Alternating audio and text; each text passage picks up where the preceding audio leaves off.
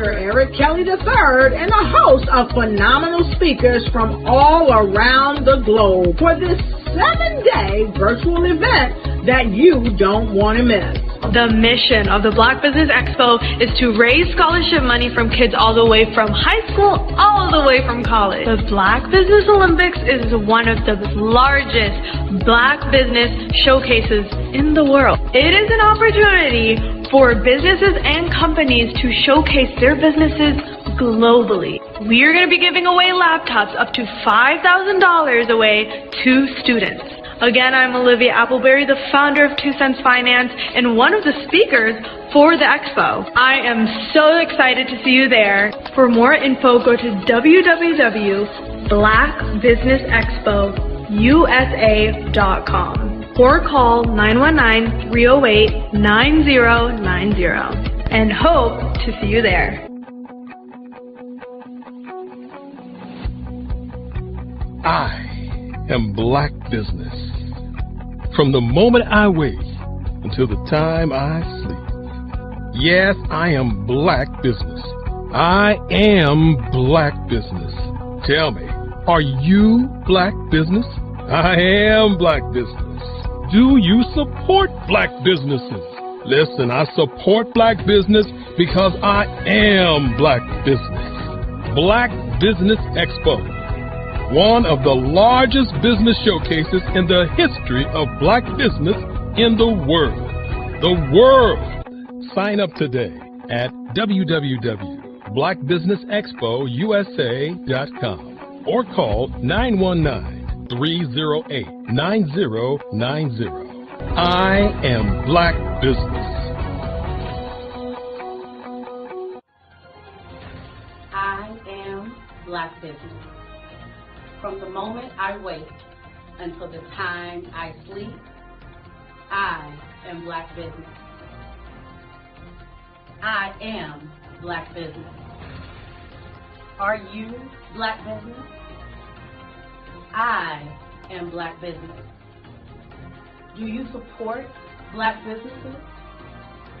I support Black business because I am Black Business. Black Business Expo, one of the largest business showcases in the history of Black America in North Carolina. Join Dr. Eric Kelly III and a host of phenomenal speakers from all around the globe for this 7-day virtual event that you don't want to miss. The mission of the Black Business Expo is to raise scholarship money from kids all the way from high school all the way from college. The Black Business Olympics is one of the largest Black business showcases in the world. It is an opportunity for businesses and companies to showcase their businesses globally. We are going to be giving away laptops up to $5,000 away to students. Again, I'm Olivia Appleberry, the founder of 2 Cents Finance and one of the speakers for the expo. I am so excited to see you there. For more info, go to www.blackbusinessexpousa.com or call 919-308-9090 and hope to see you there. I am Black Business. From the moment I wake until the time I sleep. Yes, I am Black Business. I am Black Business. Tell me, are you Black Business? I am Black Business. Do you support Black businesses? Listen, I support Black business because I am Black Business. Black Business Expo, one of the largest business showcases in the history of Black business in the world.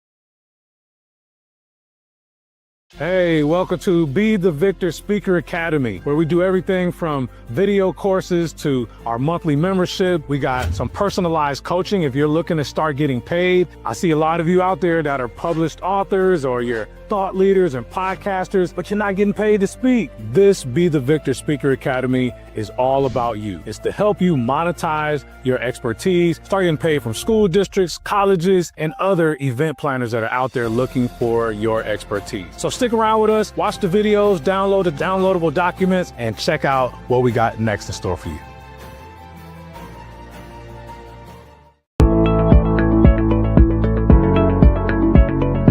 Prepare for what's coming and dominate in economic winter. Stand strong and thrive by showcasing your great products and services globally through the Black Business Network and Black Business Olympics. The Black Business Network has showcased over 2,000 companies with over $7 billion in sales each year. Over 10 million attendees have viewed the rebroadcast each month. Through the Black Business Olympics, unique styles of business training and mentoring are turning students into business owners and entrepreneurial warriors who will dominate in any economy. Gain the ultimate advantage of the Black Business Olympics, 7 days of unbelievable topics and speakers speaking around the globe. Donate your time and experience to provide expertise and scholarships to students worldwide and change the world. Now, more than ever, new insights, tools, strategies, and capabilities are needed. This is your chance for a major presentation to the world. Fill out the form and join the more than 2,000 speakers who have presented to over 200 countries. Join the Black Business Network streaming live into the Metaverse, STEM City, Black Multiverse Enterprises, Hulu, Amazon, YouTube, iHeartRadio, Apple, Facebook, LinkedIn, Pod TV, IBM TV, Spotify, and Google Podcasts. Sign up today. Spaces are limited, and we will see you there.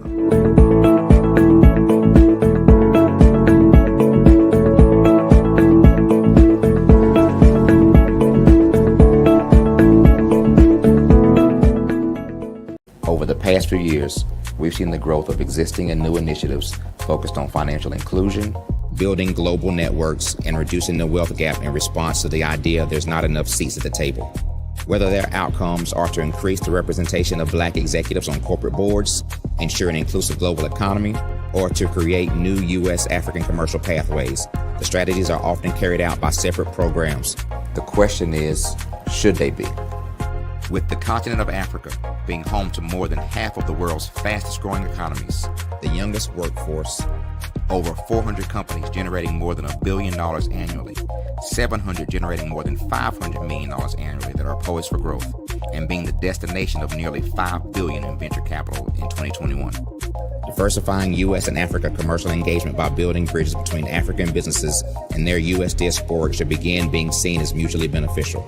From helping to reduce Africa's enormous capital gap to catalyzing two-way trade opportunities, the COVID-19 global pandemic hopefully has taught us that global challenges and opportunities are more interconnected than we thought. During the pandemic, African companies like Unicorn Flutterwave, insurance provider Reliance Health, ride-hailing app Yasir, and 54Gene, the continent's first bank of DNA on people of African descent, proved that when African companies have access to networks, capital, and information, they grow big, grow fast, and create solutions that are valuable to the world. This is why Be Direct was created. We are the first U.S.-based but African-centric board preparedness and board search company designed to connect U.S. Black talent and corporations to African businesses. Unique and fundamental to Be Direct's success is our process of helping board candidates adapt their experience and networks to an African context before they're connected to high-growth companies that are looking to locally and globally scale. From our focus groups with African business execs and government leaders, we don't ignore the sentiment that business is easy, but people are hard. Having a pool of board candidates with hard-to-access networks and extensive experience across the business life cycle, including successfully raising capital, is table stakes for an initiative like this. So yes, we have that. But corporate or entrepreneurial success in the U.S. does not guarantee success in Africa. Developed alongside industry partners on the continent, our training program, Be Direct Prep, is designed to transpose their experience to create cultural comfort, understanding, and a commitment to helping businesses in Africa scale. Our board governance sessions are African continental and country specific, integrated with cultural awareness and dexterity training, masterclasses led by African industry execs, and mentoring and coaching from African continental-based facilitators. But even more unique to Be Direct Prep, we cap off our training program with an immersion trip to help candidates that have not been to Africa before see and feel Africa's complexity and opportunity from African soil. We all know traditional network-based board placement has historically left a lot of us out of ever really being in the paid board pipeline. Our strategy supports the work of many great organizations that are successfully filling seats at U.S. board tables by creating more tables for those that are still left on the sideline. It's time to start seeing the role and value of U.S. Black talent and businesses on the continent of Africa differently. Old perceptions and habits limit economic inclusion. Let's transition Black talent and the African businesses they will support from the periphery of the global economy to its core. Living in a global lockdown, we all know now how fast local and global economies can change, and see the value of having businesses that hire, strengthen local value chains, and even grow globally. Status quo in any form holds back progress. We must democratize U.S.-Africa commercial engagement by socially and economically connecting cultures that have long been disconnected. It's time for Africa's U.S. diaspora to redefine their global value by helping African businesses scale continentally and globally.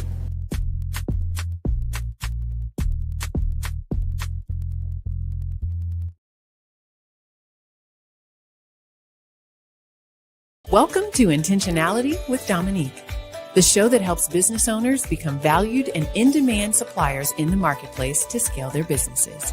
Let's start today's show with host and intentional connector, Dominique Simpson Milton. My favorite question to ask, but what would you say is the difference between working in your business versus working on your business? Oh my goodness, it's a mindset for sure. Mm-hmm. And prior to working with the council and working with you, I don't even know that I placed as much emphasis and importance on it. But now I understand the importance of working on the business, which is that business development, strategic planning, taking that 30,000 foot view, every 6 months and definitely at least once a year to find out what's working well, what's not, pivoting if there's a need to pivot, adding new verticals. Like that's working on the business. Working in the business is the day-to-day operations. Right. Putting out fires in the day-to-day, responding to emails, that type of thing. And working on the business is setting a strategy based on, what's going on in your various industries. What are the trends, and making sure that you are doing the steps to stay in front of those trends. As you grow and as you evolve, I'd say there are a couple of things to that. One is, if you are in the weeds every single day, and quite frankly, when you start a business, there's not a lot of, it's hard not to be, right? Because you're probably small when you start. There are probably not enough resources for the things that you have to do. That's normal. But as you grow and as you evolve, you start to understand that if your view is here, then you cannot gain the perspective to see all of the interrelationships and all of the opportunities and all of the strategic maneuvers that you should be doing in order to take grow your business in step functions as opposed to incremental. Well, working in the business is doing everything. You wear all the many hats. Working on the business is finding out what hat you like and then being able to put in processes, systems, people that will help complement your skills. Chasing the dollars, trying to make sure payroll is done. You have enough work to cover payroll and $2 or $3 in your pocket. The next thing you know, year after year, you're in a rat race. You've never been trained to develop your business or to take it to another level. As long as I can focus on where we are going, because no one else is doing that in the company, except for me. So if I can see, here's where we're going, and I need all y'all, all 10 of y'all to come with me. Then if we all do that together, then the business grows because everyone is focused on the thing they're supposed to be focused on. Love that. Yeah. I think for a lot of business owners, particularly when you're just getting started, you're wearing multiple hats. I tell people all the time, I was always letter E, all of the above, when we used to fill in those multiple choice tests. And, you know, even now I still do a lot, but what is really great is that right now I'm in Richmond. My team back in Raleigh is handling everything. I don't have to pick up the phone. I don't have to check that email because I know that they can take on whatever is being thrown at them. Take time to slow down in order to speed up. Invest in CVM SDC developmental programs each year to grow your business. Working in equals maintaining. Working on. Hey everyone, it's Grant McGaw, CEO of 5-Star BDM and host of the award-winning Follow the Brand podcast and TV series, where I help you to build a 5-star brand that people will follow. My genius is personal brand development through intelligent communication and helping you achieve your business and career goals. I am a requested speaker on digital technology and brand development issues. I want to work with you to increase the value of your current opportunities while attracting new ones. Every one of you is unique, and we all share challenges that can be addressed through smart branding. As a super connector, I work with you as an executive coach to guide you along the complicated business and career development road, providing the enhancement tools and information you need to succeed. Together, I will help you succeed in today's challenging business climate. I will evaluate and measure your progress. Best of all, I am right alongside you every step of the way. Build the brand called you. Genius is coming.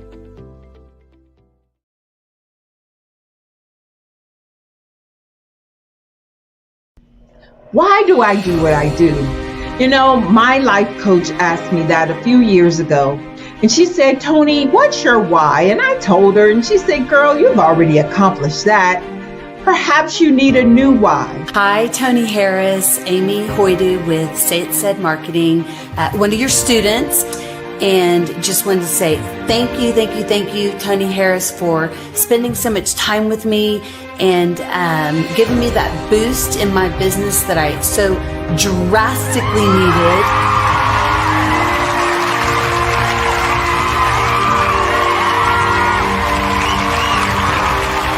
Why is to touch, move, and inspire my clients to take drastic steps to be better than they were before they met me. I'm a resource. I'm a connector.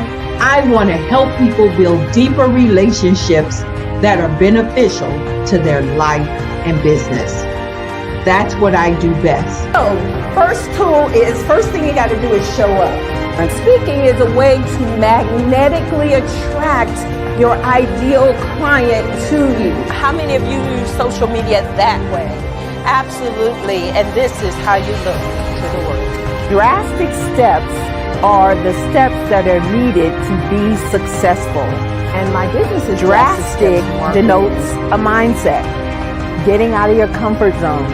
Doing something that you don't necessarily feel comfortable doing, want to do, but you know it's a necessary step to be successful in your business.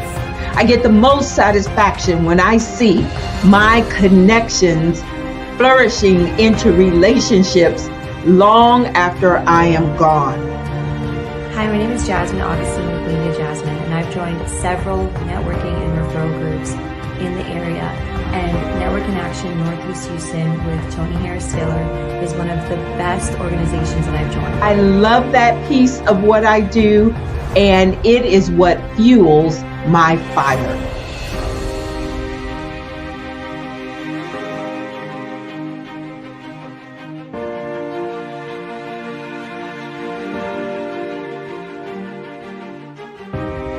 My name is Tony Harris Taylor, saying take a drastic step today for a fantastic tomorrow.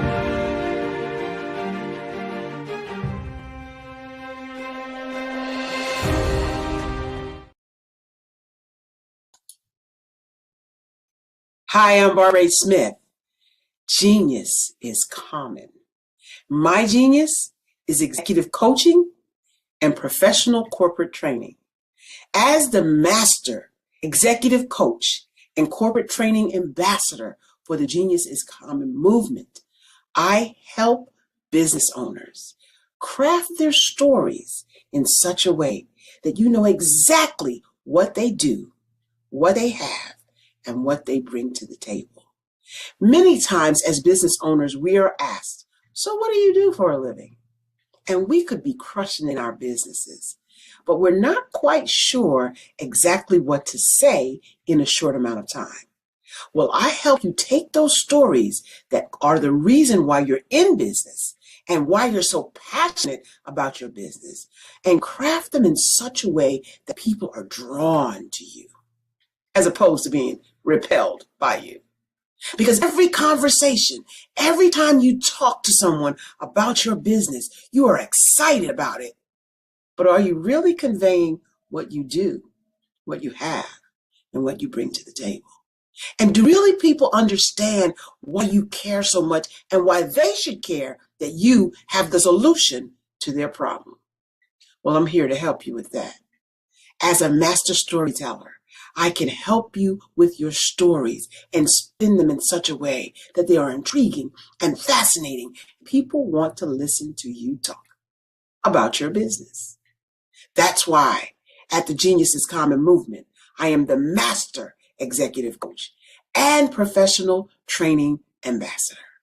That's my genius. And genius? Oh yeah, it's common. Bravery is not the absence of fear, but the ability to overcome it.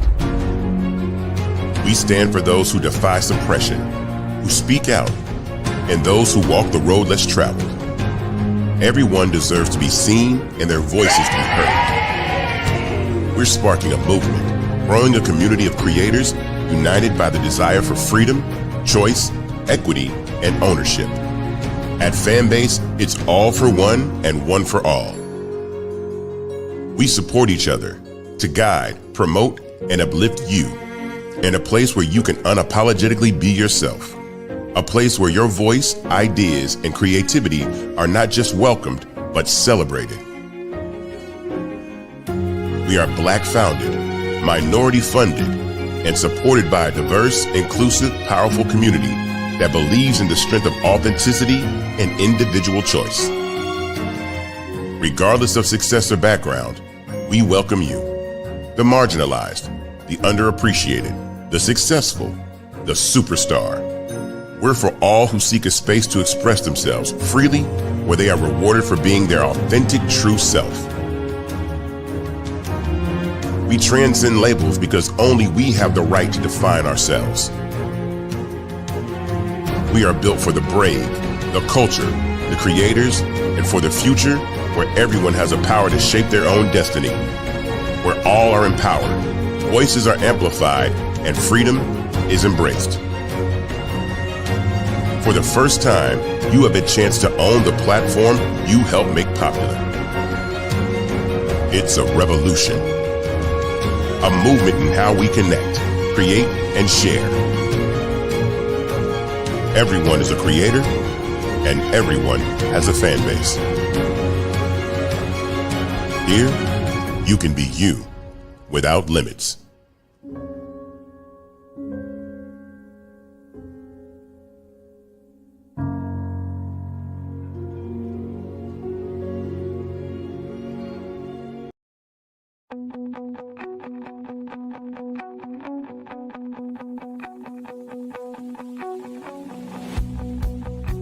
I am Black Business. From the moment I wake until the time I sleep. Yes, I am Black Business.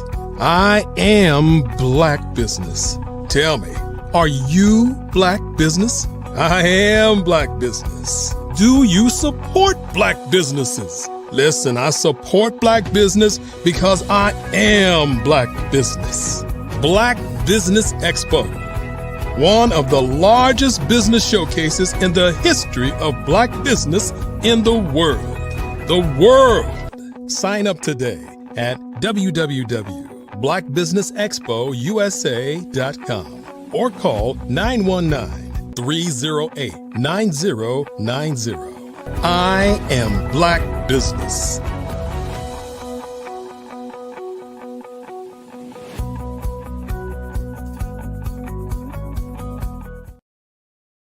Good morning, business owners, entrepreneurs, thought leaders, and corporations. Welcome to the Black Business Network.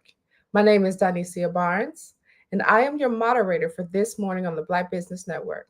The Black Business Network is a 24-hour business network showcasing Black businesses, business owners, entrepreneurs, and thought leaders worldwide. We have speakers from North Carolina, London, Singapore, Africa, Japan, and cities all over the United States. The Black Business Network is a global community sharing its business knowledge to empower, inspire, and educate businesses about business. We will have a fireside chat with Muriel Tulakema.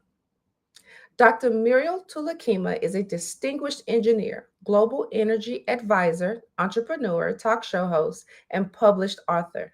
With a background in petroleum engineering, she has amassed over 25 years of experience across Africa, Europe, Asia, and Australia, holding various technical and leadership positions within the prominent energy and STEM organizations.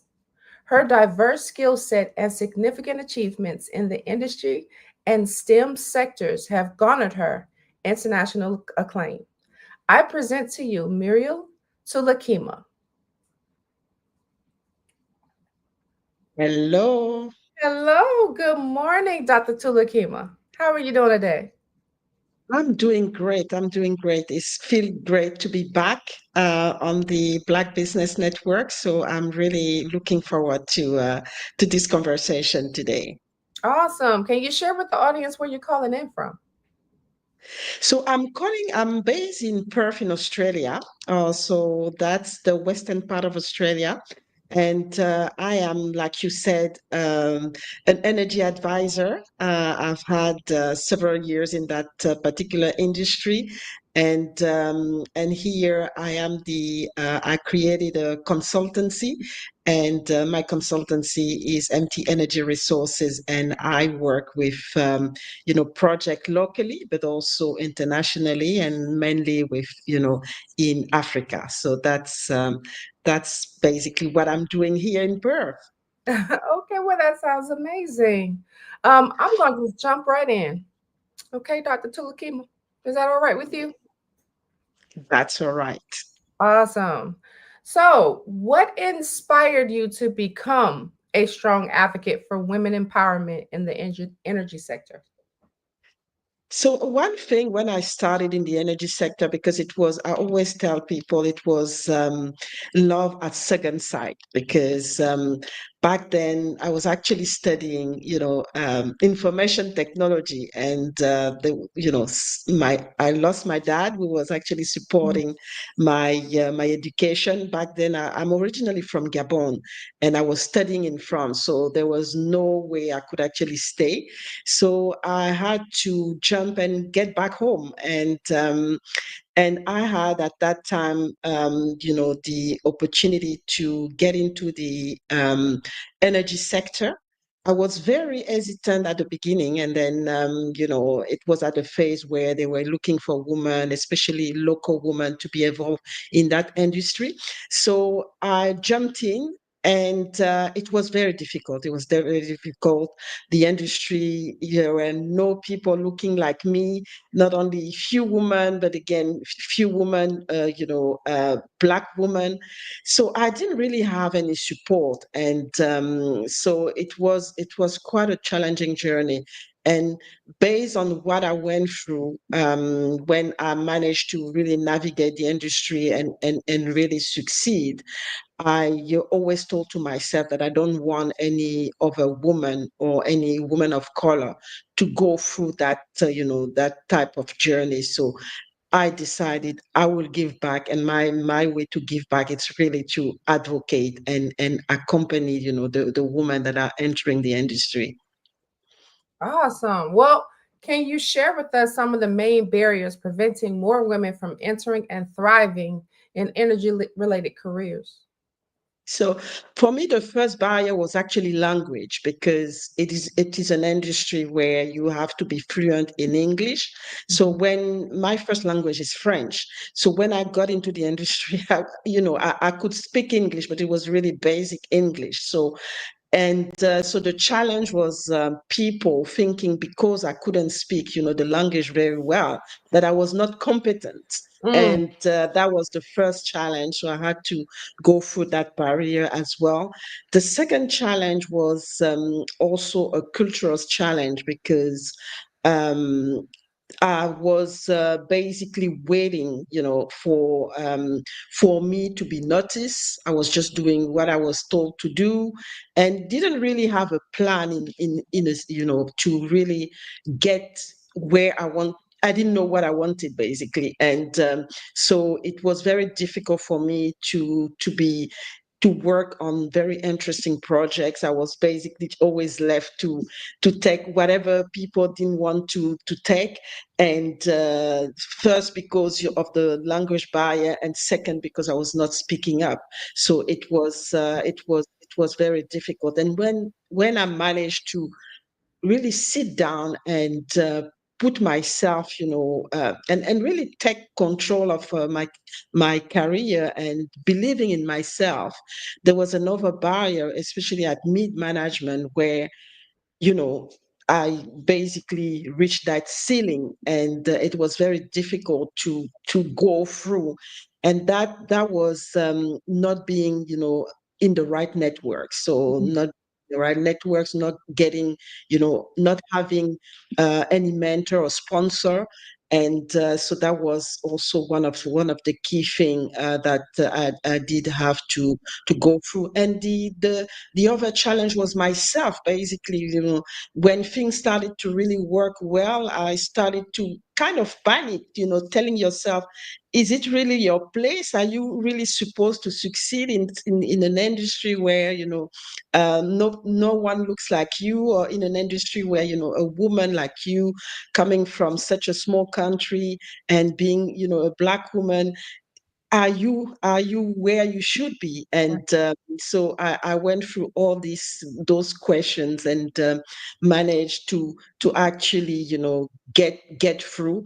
And that needed mentoring, that needed coaching, and that's one of the things that I really push when I talk to women, is that you can't really succeed on your own. You have to find ways, system and support system that will help you to carry you when you're really in that phase where you doubt yourself, or in that phase where you're stuck. So that's really the main thing. And as an entrepreneur, because then I work for corporation around the world, and then decided to become an entrepreneur in that industry, which I am right now in Australia. It was because it's a very capital intensive industry. So getting funds, and and really get the money to get started, or to even run a project, was also a big challenge for me. Okay. Something that stuck out is you said you felt like you had reached the ceiling. Can you share with us how you broke through that ceiling? So how I broke through that ceiling was through I understood that I had to put myself out there, networking. So understand who are the important people in the industry, how the industry works, what's coming next, so that I can be ahead of, because I had to be ahead of my male counterpart, understand, what's coming, what is, going to be the big thing, so that I can put myself ahead and be the preferred candidate when, it comes down to projects. And also networking. So really identify the different conferences, the different forums that are the powerful forums in that industry, the powerful people, who are the people that are making the decision, and make sure I am there. And obviously, work has to be part of it. You have to work hard, and for women, especially women of color, I had to work harder than the rest of my colleagues, especially the male, and especially the Caucasian male. So it was you have to look at different angle to really break that ceiling, because at the end of the day, at the beginning, when I talk to women at the beginning, they see the physical thing, which is you are a black woman, and you can't speak English or anything. But when you start to create value and you show that you bring value, they don't see it anymore. They just see the value that you create. So it is important that you put yourself in a position where you create value, and this value will actually pierce that ceiling that is happening.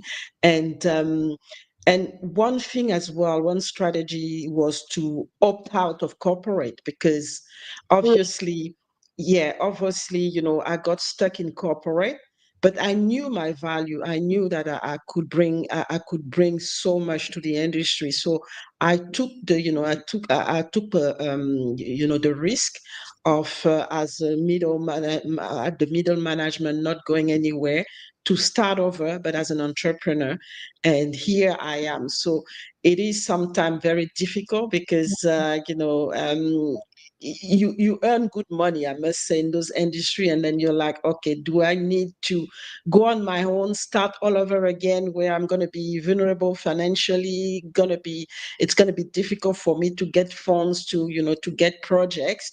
But that was a good blessing in disguise for me. Yeah, that's so inspirational.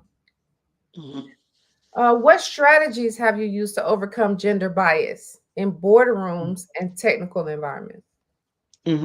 So the strategy is really simple, because I think what's happening is, sometimes we come across, especially women, when we push and we really want to get to those, to this level of management. We can come, they can see it as threats. So really, thinking that we're coming to take their job, or to take their position, or to sideline them.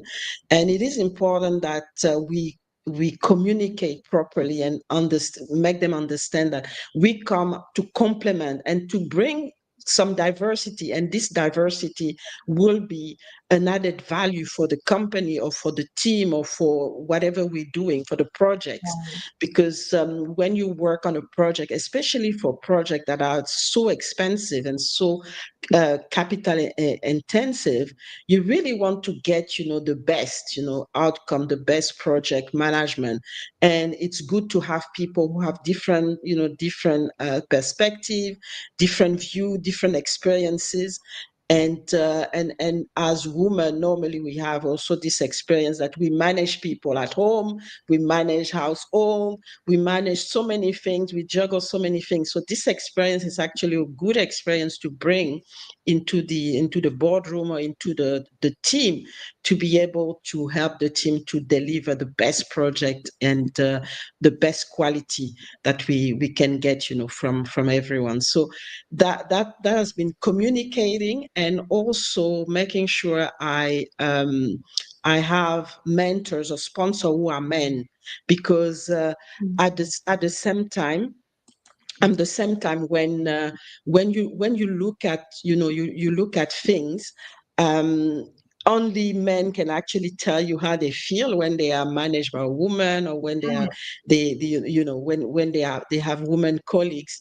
And then you can basically work with them and understand how do they feel, and what is the best way to approach them, and make them to collaborate with you, and to help you in the process as well. So I've had some amazing men mentor who actually helped me navigate the industry, and men sponsor. It was really an amazing experience for me so far. Okay. What specific policies or practices do you think that companies should adopt to close that gender gap? So I mean, there's a lot to be done. We've seen already. I mean, there've been some progress already, where you see more women now getting into the industry, and getting ready to really, make it into this industry. But what we're facing right now is a lot of women leave the industry midway, which is the ceiling that I was talking about, especially when they start families. I went through the same process, where when you start your family, it's very difficult to adjust because sometimes you have to be on the field and things like that. So I think one of the things that's still lacking is to create this flexibility, flexibility for women. I've seen companies, especially here in Australia, creating job sharing, so having women sharing jobs.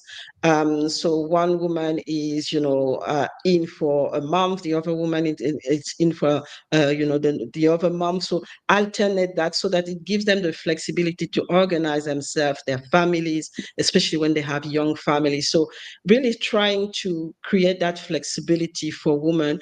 And also, there've been a lot of work already on, promoting, having what the quota to promote, more women, and that's important. But the key thing I think right now, it's really getting women in a position where sometimes we don't, like I said, I went through this period where I didn't believe that I belonged. So that's something that needs to be, and that's why I'm kind of doing this work, is making sure women understand that they can do it, they can really do it, and make sure they use their voice, because a lot of the time what I've seen is, women, excellent women, they're really smart, they know the job, they're really the best qualified women, but they're not, they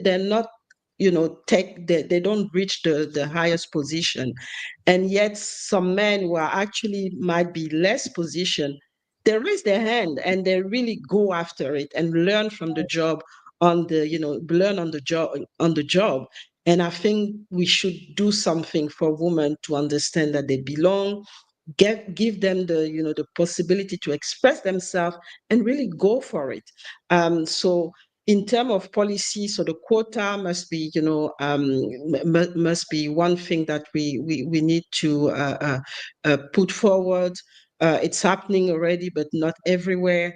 There's, the flexibility that needs to be, framed into legislation for women to be able to have this flexibility, especially when they start having families, and also making sure that, the diversity and inclusion is really something that comes up high as well, to make sure that the women understand that they can be there and they will be accepted, you know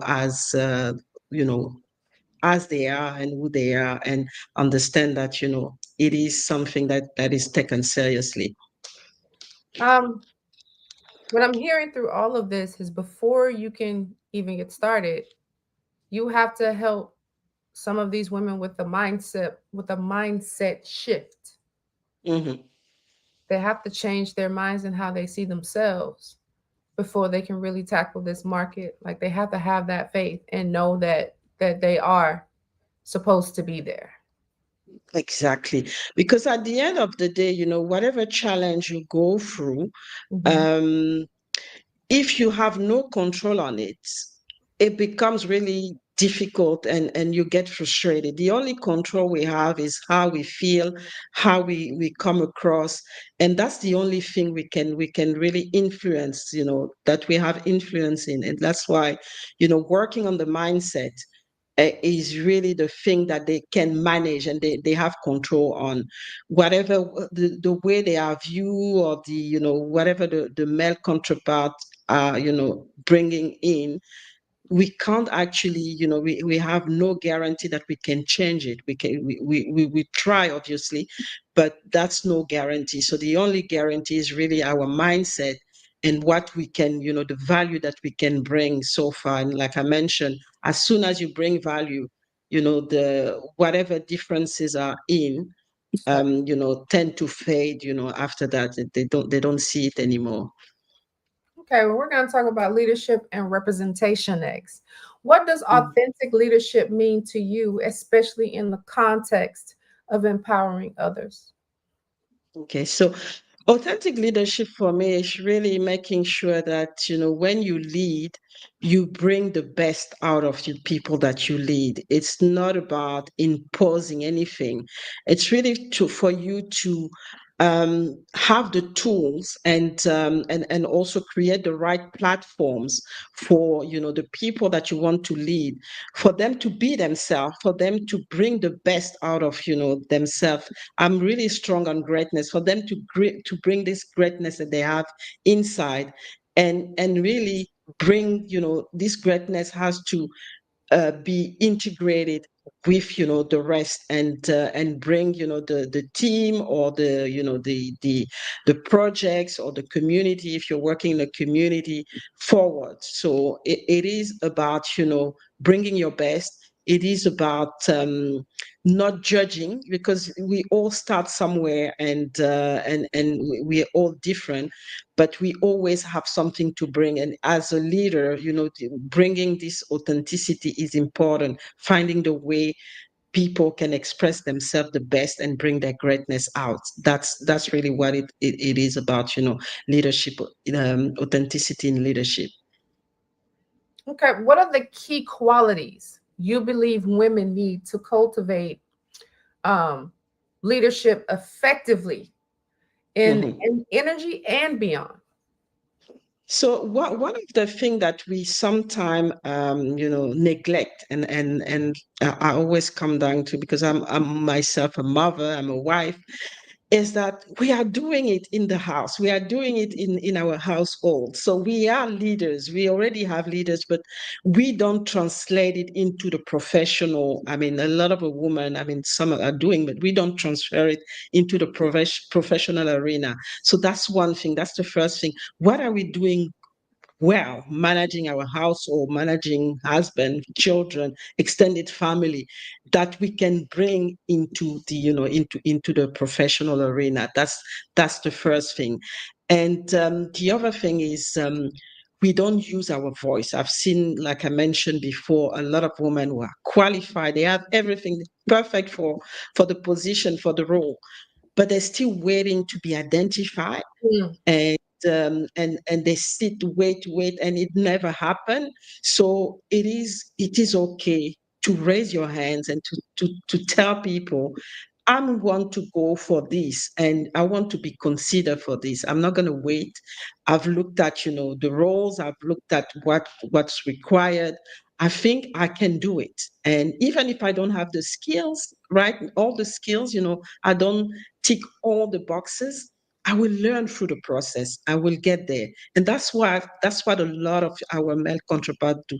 They don't have all the skills, when they get into the positions, but they learn. They say, no, I'm gonna learn. And we are human beings, and we always learn. So it is just the natural process to just, highlight and say, okay, I want to do it. And then you learn through the process.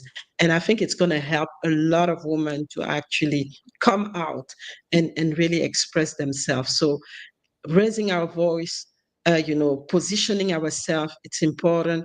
And also, that's something I mentioned before as well, which is the networking, because sometimes, especially when we start having family, we feel comfortable. We don't go to those conferences anymore.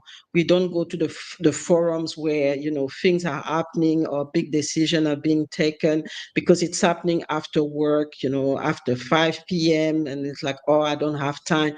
We have to be there. We have to be there. We have to be where the decisions are being taken, and we have to organize ourselves to position, get into forums and even lead those forums. Me, for example, I'm part of what it's called the G100 club, which is a club where you have women who actually work to put things in place for empowering women in different sectors. And I put my hand and said, yeah, I want to do it for the energy sector.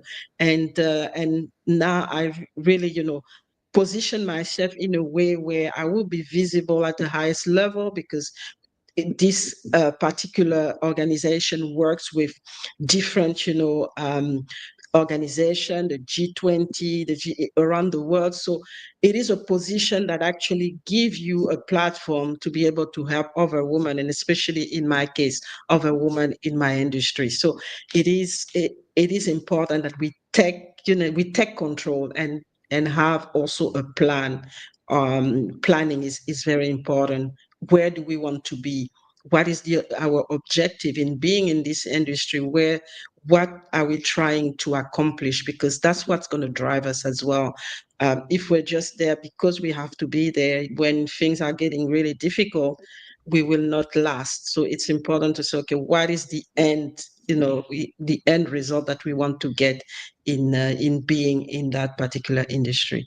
So those are I think the key thing that needs to be looked at. Okay, is this what you refer to as engineering greatness in women? Yes, so I actually I wrote a book in 2016 called "Stepping into Your Greatness: 12 Rules for Building an Outstanding Life." So I've used a lot. So it's basically a book that summarize what are the things that are work for me, and I call them those 12 rules that have been really instrumental, and I think have helped me to be where I am right now. And that's something that I build on to when I coach women and I talk to women, to really share my story and then highlight the key point that are actually made me who I am today and help me to reach that level into an industry where I the representation of people looking like me is very low. So just so that they can see that it is possible, and there is a process that can work for them as well. And that's what it is. So engineering greatness, to bring the greatness out from the woman and from people or young. I work a lot with the youth as well. Okay, you all heard it. Tell them the name of that book one more time. So the book is Stepping into Your Greatness: 12 Rules for Building an Outstanding Life. So it's a 10 years book now. So, but I think it's still valid for what we're talking about today. Really interested in looking up that book for myself. Yeah. And like you said, those the skills that you mentioned, the things that you're talking about, it stays young through the generations. We all Yeah. hear it. We all can use that. So let's talk about your entrepreneurial journey for a moment. What challenges did you face in founding and growing MT Energy Resources? So it was an interesting journey actually to start MT Energy Resources. I thought it was going to be easy because I started after working in corporate for 15 years, so I thought that I knew all of it. So the first challenge that I had was the financials challenge, and understanding that knowing the industry, knowing the technical part of an industry doesn't qualify you to be a good entrepreneur in that industry. So I didn't really know a lot about finance, how to manage a company, the financial company, and I wanted to do it on my own. So that was the first error that I made. So first lesson was, if it's not something that you can manage, or something that you don't understand, get some support, pay someone to help you in that regard.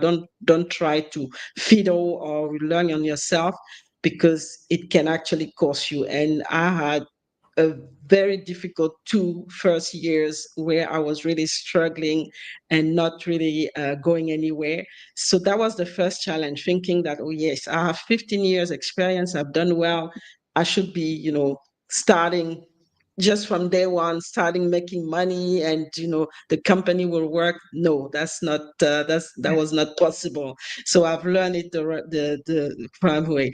And the other thing is understanding that the you need again to position yourself and get known, because people are doing business with people they know, and you will only get the projects, you will only get something that is substantial for your company if people know you. If they don't know you, I mean, there are always exceptions, but if they don't know you, it becomes very difficult. So it is important again to go in those forums where entrepreneurs in your industry will be, or in that case, people who can actually investors. People who can actually, invest in a project and ask you to help them to get that project to make that project happen. So I think those are the key one that really were difficult for me at the beginning. And because I thought after 15 years, I probably know people, but I didn't know the right people for entrepreneurship. I knew the right people at my level, right now, technical level, but I didn't know the right people in terms of entrepreneurship, especially in the finance, in the finance sector, investors, how does it work in banks when if you have to, ask for a loan for the banks, how does it work for a company, and who are the people that can actually, give you the visibility on, how to get the best product. So it was really a big, a very big, a very big hurdle for me. And the next part is getting the right people at the right time, because I don't have, I don't have staff, I have, minimum staff, and I staff people based on the project that I get. So so one of the challenge was finding the right people at the right time when the project come in, finding the right person for that project to go on. So that's been a challenge.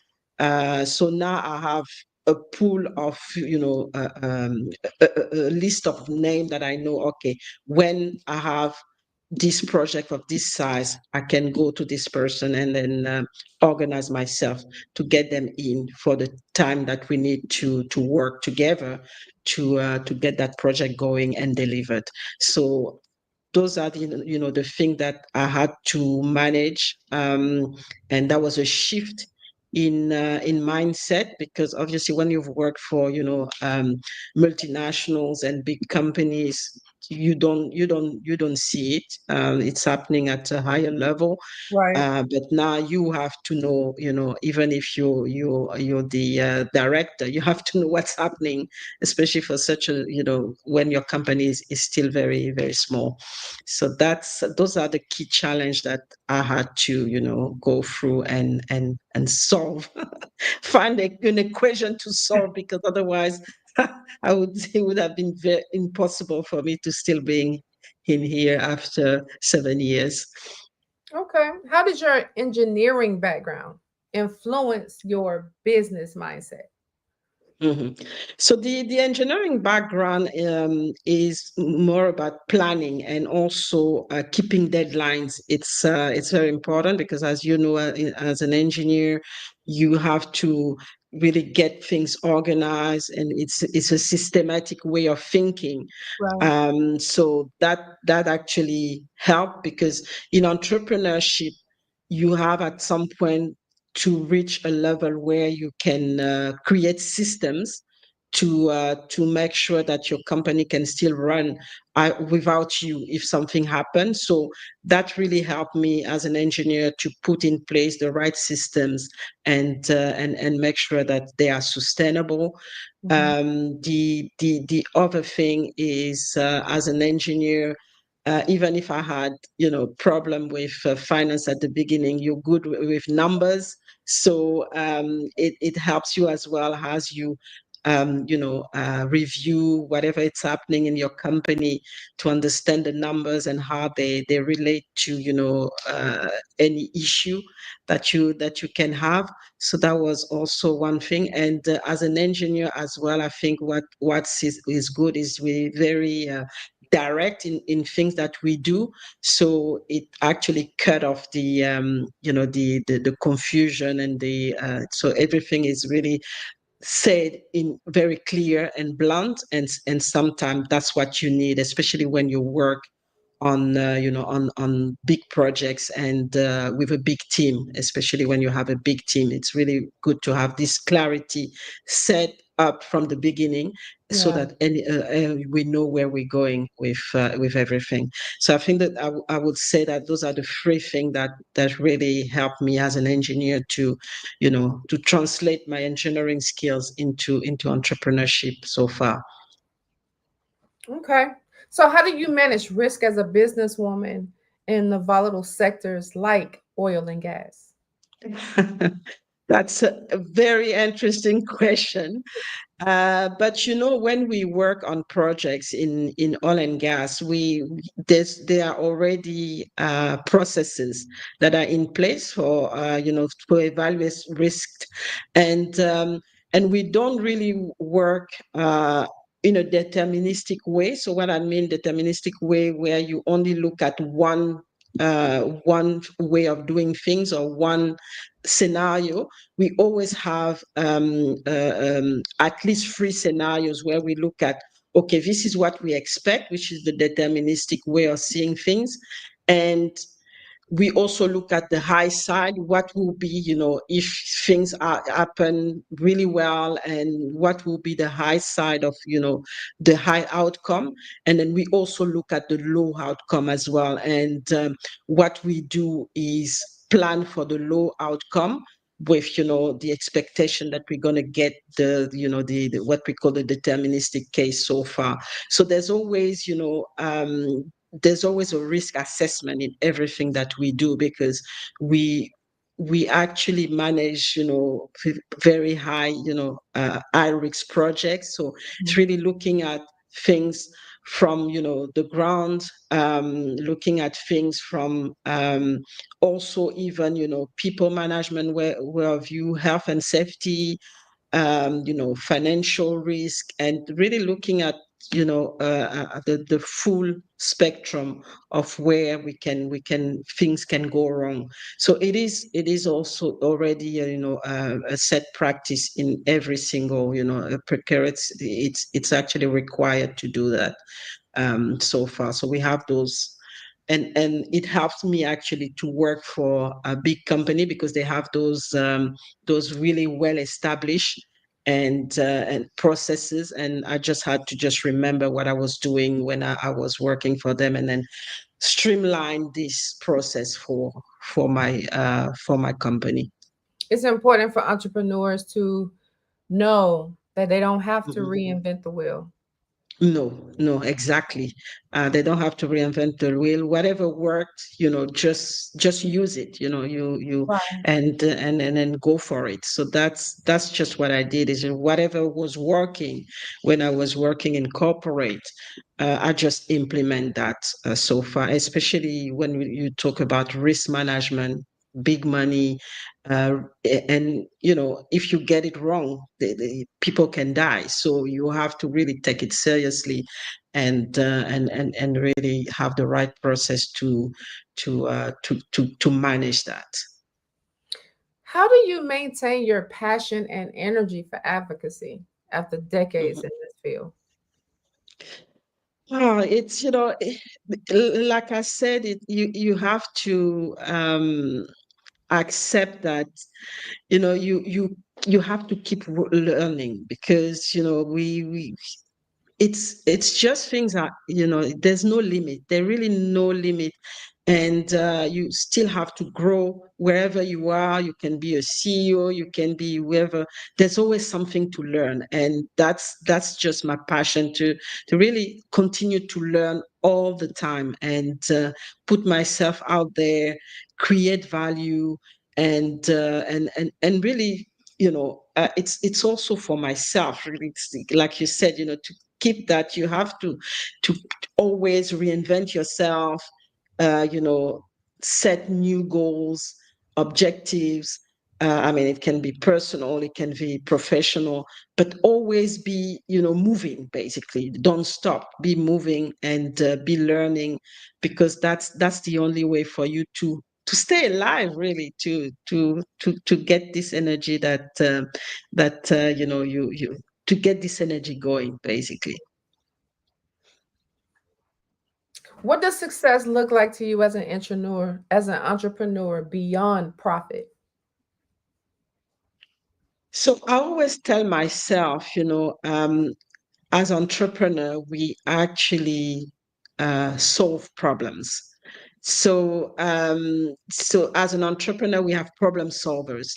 And for me, if you are an entrepreneur and you can solve a problem and create value for, for someone, for communities, for a country, or for anyone, that's the success. Because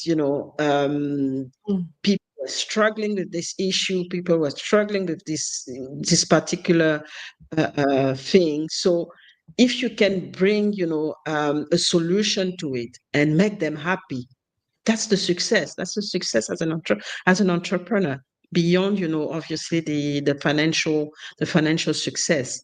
So that's what I would say, is that being able to bring a solution to someone, to a community, and make them make their life easier. That's what the success is for me, beyond the financial aspect of success. Very good. What impact do you hope to leave as a role model for African and diaspora women in STEM? So for me is, I had a particular journey, and I always share my story, because I want, whoever listen to my story, or whoever, get to know me, to do better than me. And it's always what why I am getting involved in women empowerment, is to make sure that those women not only start at a level where they don't have to go through whatever I've gone through, and they can go beyond what I've accomplished. And as if I can do that, that would be, fantastic for me as a legacy, knowing that those women who actually learn from me, learn from my story, I've actually accomplished even more than what I've accomplished so far. So that's where I really, that's the legacy I really want to leave. Okay. Have you considered writing a biography about your journey? I am thinking about it. So it is it's still it's growing. But I think now it's gonna happen. It might not. It's gonna happen, definitely. So because a lot of people are asking, a lot of women are asking, I say, I have to write it, becoming Mirai Tulekima, becoming the greatness engineer, whatever it is. But yeah, it is one of the things that I will do, definitely. Yes, ma'am. Okay, so what motivated you to start the STEM Queens Initiative? I love the name, by the way. Yes, STEM Queens Initiative. I started because, so I'm originally from Gabon, which is in West Africa, from a French colony. And I've seen young girls, actually, who are very talented. And because they didn't have the means, or they were not in the right environment, they were just, their talent were just wasted. And with what I saw in STEM and in the industry, seeing that there's not enough women, I'm like, I look at those girls, and if they get support, they're so talented. They can definitely make it. So that's how the idea started. It's like, okay, I have to put create a platform that will already where I can already talk to them about, STEM. It becomes something natural that they think they can actually do.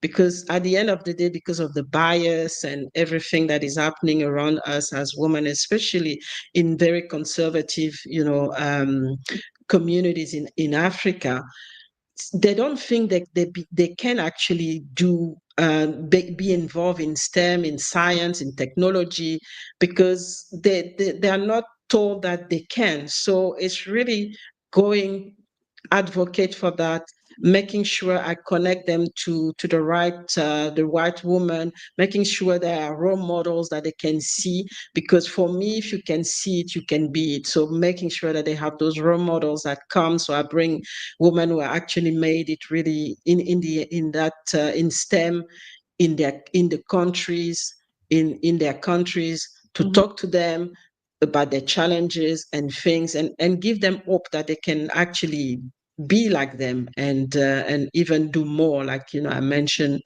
before.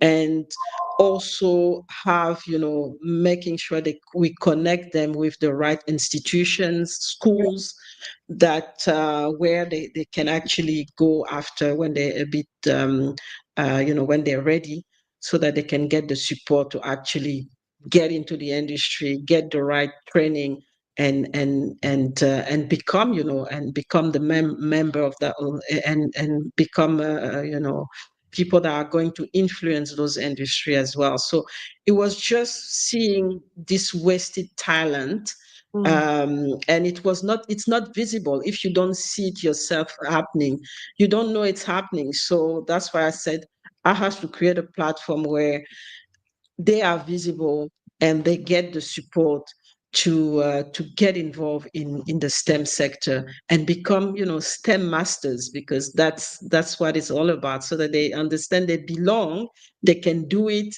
And it's not because the circumstances are not right now, that they should give up, and they should think that that's it, their life is finished. No, there is potential for them to express themselves through, technology, and get into the energy sector, because the energy sector actually touch every single, part of our life. So it's normal that you start to tell them it's going to touch your life, so you might as well be involved and be, part of it, so that you're not surprised, in the future.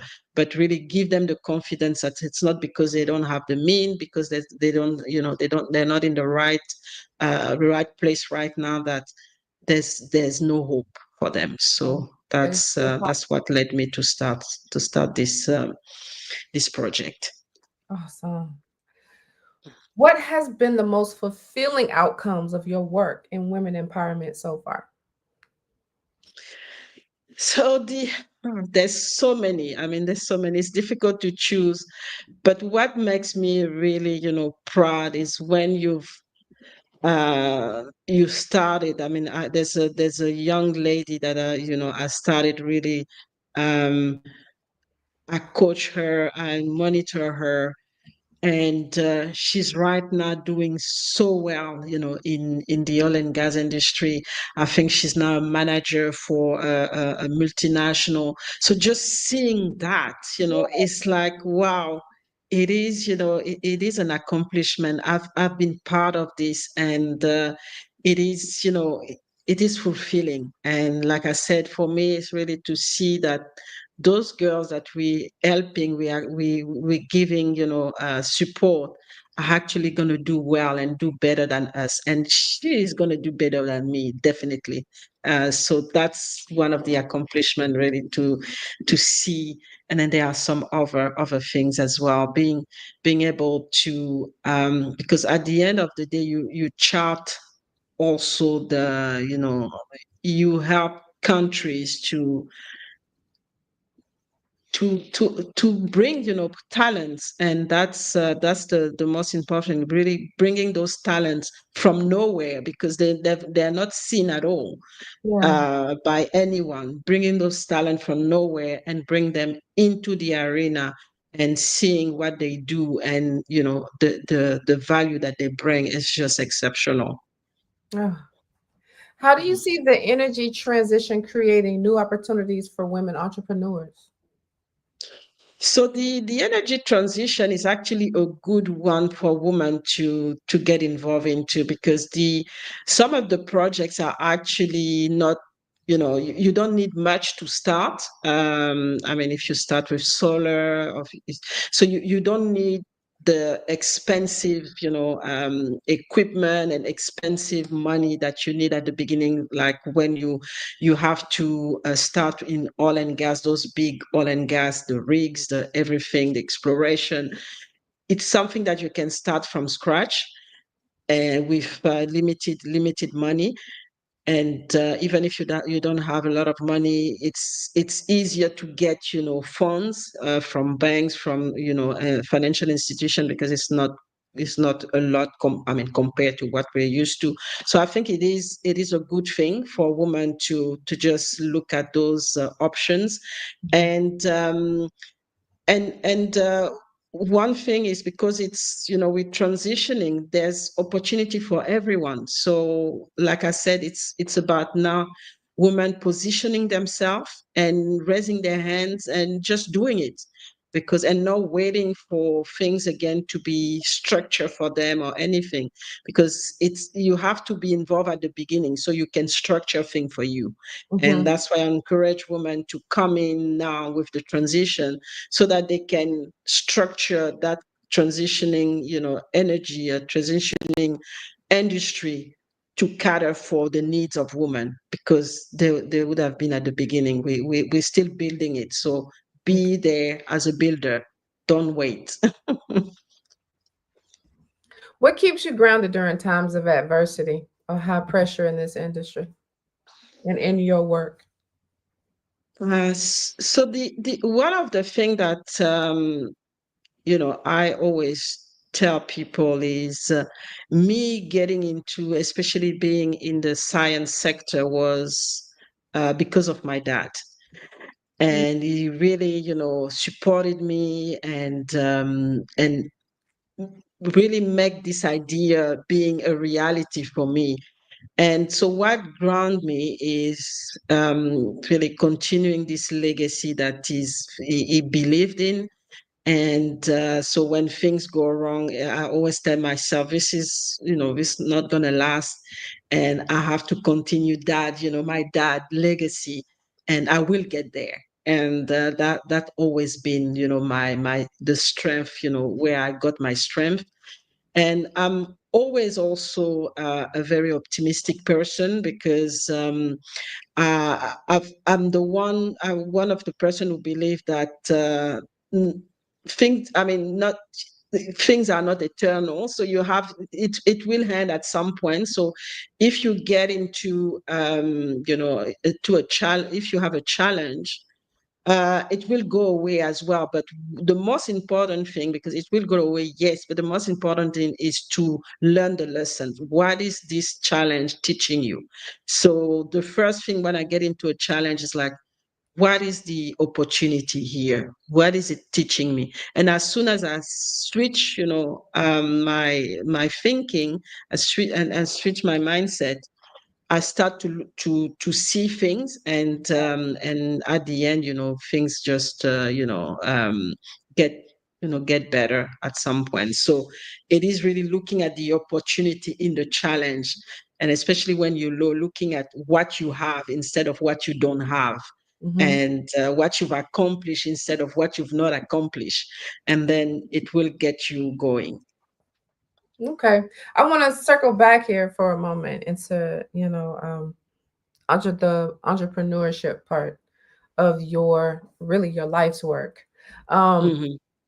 What role should governments and institutions play in empowering women in technical industries? In technical industry. So the key thing, I think, it's like I mentioned, we always, women still have problems, especially in the technology industry, to get funds. So funding, sometimes they had good ideas, but there's no structure in terms of funding them and making sure that they really have everything to start with. The second thing is making sure that they know what are the opportunities, because that's sometimes there's no visibility in terms of opportunity that are happening, opportunity of becoming an entrepreneur in a particular technical sector. So having creating platforms, I think women are creating platforms themselves, but having the government being involved in creating this visibility in terms of projects, in terms of what's available, and again, those quotas needs to be put in place as well, making sure that the some of the projects they are open. They're clearly open to a certain percentage of women, or looking at that as well. So that's what the government can look at as well. And I think it is fair to see that they also start at the school level as well. Right. Starting to put structures and programs that are actually gonna create this curiosity for women to start to think that, okay, those are option for us. So looking at the education system as well, in terms of how they deliver the programs, and how they can make it attractive for young girls to get in, to get to involve into the technical sector. So really a lot of, so there's a educational aspect that the government can have through the Ministry of Education, or whatever institution they have. There is the making sure that the financial is there, so the structure in terms of funding and grants and whatever they have that can help women to get the capital to become entrepreneur in the technical sector, but also making sure that they have a platform or a way of making the information available, the needs that are there for women to get involved. Okay, what books, people, or experiences have most influenced your leadership philosophy? So what books? Oh, there's so many books. I don't really think about, because I'm more into looking at podcast, and so what books? Yeah, I mean, there are a few books. I didn't have a list. So one of the book that I had is Podcast, that right? I've read so far, which has helped me at the big Grow Rich, was one of the book that I've looked at. I also looked at a book from there is she's from originally from Zambia, and she's an economist. Dembinsa Moyo. She has several books about finance. So that, and she also have an interesting story. So that's one of the book. One of I love her books, and there is a lot of the Maxwell books as well, that John Maxwell books that I like. So I mean, there's a lot. There's a lot out there, but yeah, I think and Grow Rich actually really hit me when I read it 15 years ago, and that's actually what helped me to branch out and start thinking about entrepreneurship as well. Very good. What message would you give to your younger self when you were just starting out? Yeah, so the message really is be yourself and get ready to learn. So because I think what's blocking us, and I've mentioned it several times today, as women, is we want to the perfection. And so you don't have to be perfect, you don't have to be perfect. Just come, be willing to learn, and that will get you to grow wherever you are. And I had a big problem with that before. I was really a perfectionist, wanted to tick all the boxes, and it was difficult at the beginning when I started in the industry. But I just realized, you know what, you don't have to be perfect. You just have to know your worth, and know your purpose, and be willing to grow and to learn, because that's how you're gonna get to your greatness. That's how you're gonna unleash your greatness. That's how you're gonna get to the next level of your greatness. So be ready for that, and put the time, put the effort to learn, to grow, and that will help you in any situation. I'm gonna have a question for you. So, what partnerships or collaborations have been instrumental in scaling your work? So I must say, the fact that I've been able to work in different, because my career has been a global career, so I've been able to work in different, country, and have different leadership, and different, different interlocutors as well. When I've worked, the shift was when I worked in Malaysia. I was working in Malaysia, and the the partnership that I had there were amazing, and it gave me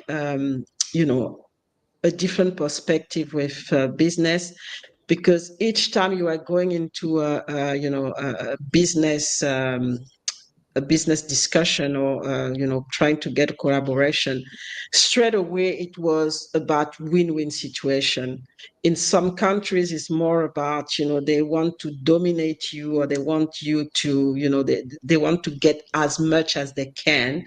Yeah. But what I got there was, we are trying to establish something where we will be we will have a win-win situation, and that's the best. That's the best in business, where you respect whatever the other person is bringing, and even if that the company is small, they still treat you like that. Is that, we have to look at a win-win situation and see, what's best for you, but also what's best for us. So I think that was really the a shift for me, and that's how I do business right now.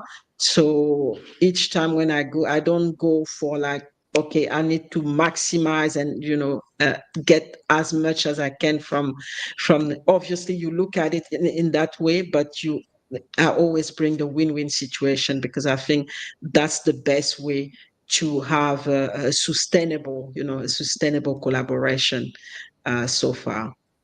Okay, so our time is coming to an end, but I wanted to ask before you go, what's next for you in your mission to empower and transform the lives of many people, and especially women? So I mean, it's just an ongoing process. It never ends, And so what's next is the same, basically continuing to tell my story, continuing to coach, mentor, and making everything possible to create, the right platform, the right pathway for women to excel, for women to bring their greatness into the world. So it must be boring, but it's the same for me. It's basically the same, and that's just my life mission right now. So that's what's next. Okay, well, Miss Tula, no, not Miss, Dr. Tula Kima, thank you so much for joining us today and sharing your experience with us. Will you please share how our audience can connect with you? So I'm on all the main social platforms. So my preferred platform is obviously LinkedIn. We also have my email, mt@mtenergyresources.com.au. That's my professional email, and my personal email is mtulekima@gmail.com. And I am on Facebook, I am on Instagram, I am also on TikTok, so I'm everywhere. So, and our website is www.mtenergyresources.com.au. That's for the MT Energy Company. All right, thank And you. I'm also a host I'm on sorry. the Greatness Engineering Hour show. So they can find me as well online for that as well. Is that a podcast or is it on YouTube? It is a video, yeah, it is a video podcast on YouTube. So my YouTube channel is under my name, Mireille Tulekima. So they can find all the podcast episode as well. They can learn from it as well. So if they're open to it, that's another way of, how I try to influence people to get, to the next level of their greatness. Awesome. Well, everyone, genius is coming, and I'll see you on the other side. Thank you very much.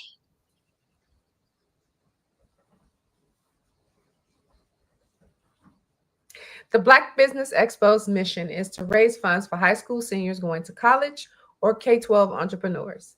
This expo is a fundraiser for students. You may go to www.blackbusinessexpousa.com to donate to the scholarship fund or use the Cash App $BBXUSA. Our goal is to give laptops and up to $5,000 to 10 students. Students can register online at www.blackbusinessexpousa.com. Every dollar counts. So we want to remind you to donate to the scholarship fund. We want to thank our Black Business Expo USA sponsors for July 2025. NC 100, Moody Capital Partners, Suede Soul, Lotus Rish Coaching and Training, Carolina, Virginia, Minority Supplier Development Council, Step Management, Barbara H. Smith, LLC, Margie McLean Foundation, Inc., Genius is Common, Earth Essentials, Mullane Shaney Global, Executive Women's Success Institute, The Quality Coaching Company, Superwoman Business Services, Creative Force Studios, Lee Entertainment, Artistic App Design, and the Black Business Expo USA. Genius is common, and I'll see you on the other side.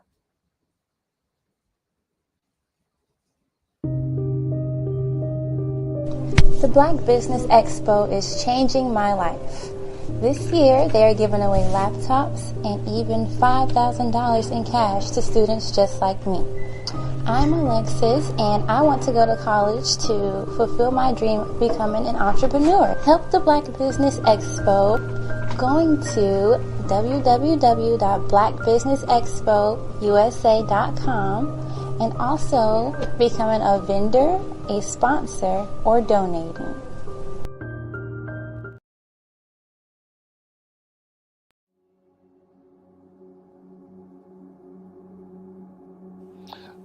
I was born and raised in southeastern West Virginia, the coal fields. My father was an AME minister. For me, I was very fortunate. Even though I grew up in the segregated South, I was surrounded by flourishing Black businesses. Doctors, lawyers, bankers, dentists. They were all there and they were all successful. And I guess that's part of my dream, is to see that success come back. My name is Joseph Simmons, and I am the founder of the Center for Micro-Entrepreneurial Training. We have this moment in time where we can change the trajectory of people. And our focus is on women, Black and brown entrepreneurs, and their access to capital, their ability to build thriving businesses, the ability to employ people. There's a study that showed that in those three communities, especially Black and brown communities, $1 stays in those communities for 30 minutes. In white community, $1 stays in their communities for 8 hours. So think about it. For you in a Black or brown community to get gas, to get food, to go to a restaurant, you've got to leave your community, take those dollars out of that community and take it to another community that's already being well served. So if we can reverse that, if we can go from 30 minutes to an hour to 2 hours, that's progress. That's what we need to do. I was with SCORE, And then in May of 2020, of course, the events happened in regards to the murder of George Floyd. The other thing that I was experiencing was the denials of federal funds for small businesses. And it revolved around one thing. These businesses were not being prepared for grants and for government programs. And I came up with the idea for the Center for Micro-Entrepreneurial based off those two things. Morgan Stanley had a report out in 2020, first quarter, and it talked about there were three groups that were massively devastated by COVID-19 on their business. That was one, women, number two, Black, and number three, brown entrepreneurs. The research showed that they had less cash on hand, they had less opportunity to go into a bank and get money, and they were very dependent on family and friends to keep their business up and running. If we can focus on those three groups, then we can have a dramatic impact on our communities. Really, the focus is on three areas. And those three areas are one, the people, number two, the courses, and number three, a support network. Here at CMAT, we will provide you with the fundamentals for generational success. And you will be creating a vibrant community by attending our 5-day immersive training course.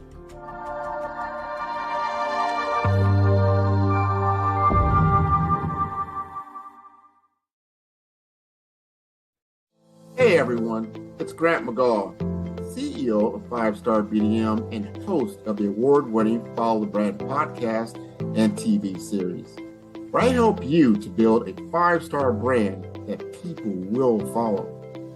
My genius is personal brand development through intelligent communication and helping you achieve your business and career goals.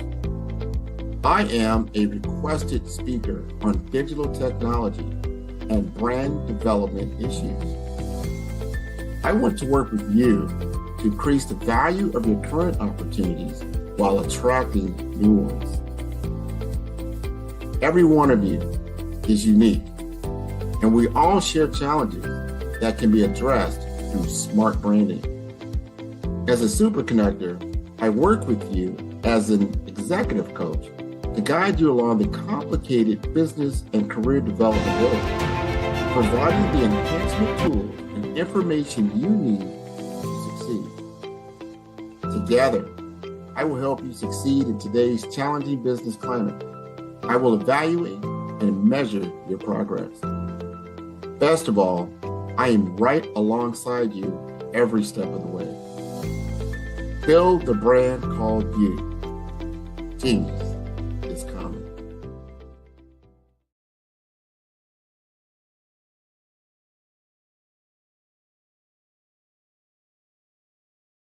After all, you're well qualified, but you don't apply. You feel stuck and can't move forward in your career. I've learned as a 10-year career strategist, we must learn how to show up. To show up, we will rise up. We have an amazing resource on this planet, a resource with tremendous potential. That resource is us, women. Far too many of us, when we want to rise up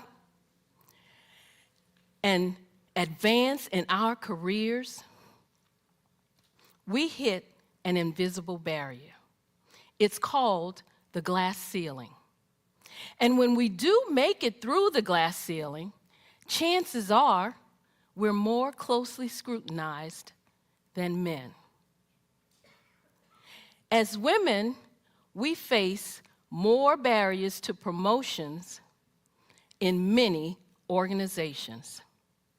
However, I've discovered the biggest barrier, believe it or not, is ourselves. As women, we often hold ourselves back.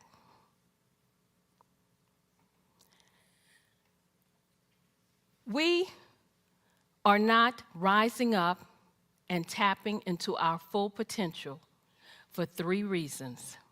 The first is a lack of confidence in our abilities. As women, we hold ourselves back when we make career decisions based on what ifs. We listen to that little voice in our heads that says, what if I'm not good enough? What if I don't have what it takes? What if I fail? An article in the Harvard Business Review says, men will apply for a position when they meet only 60% of the requirements.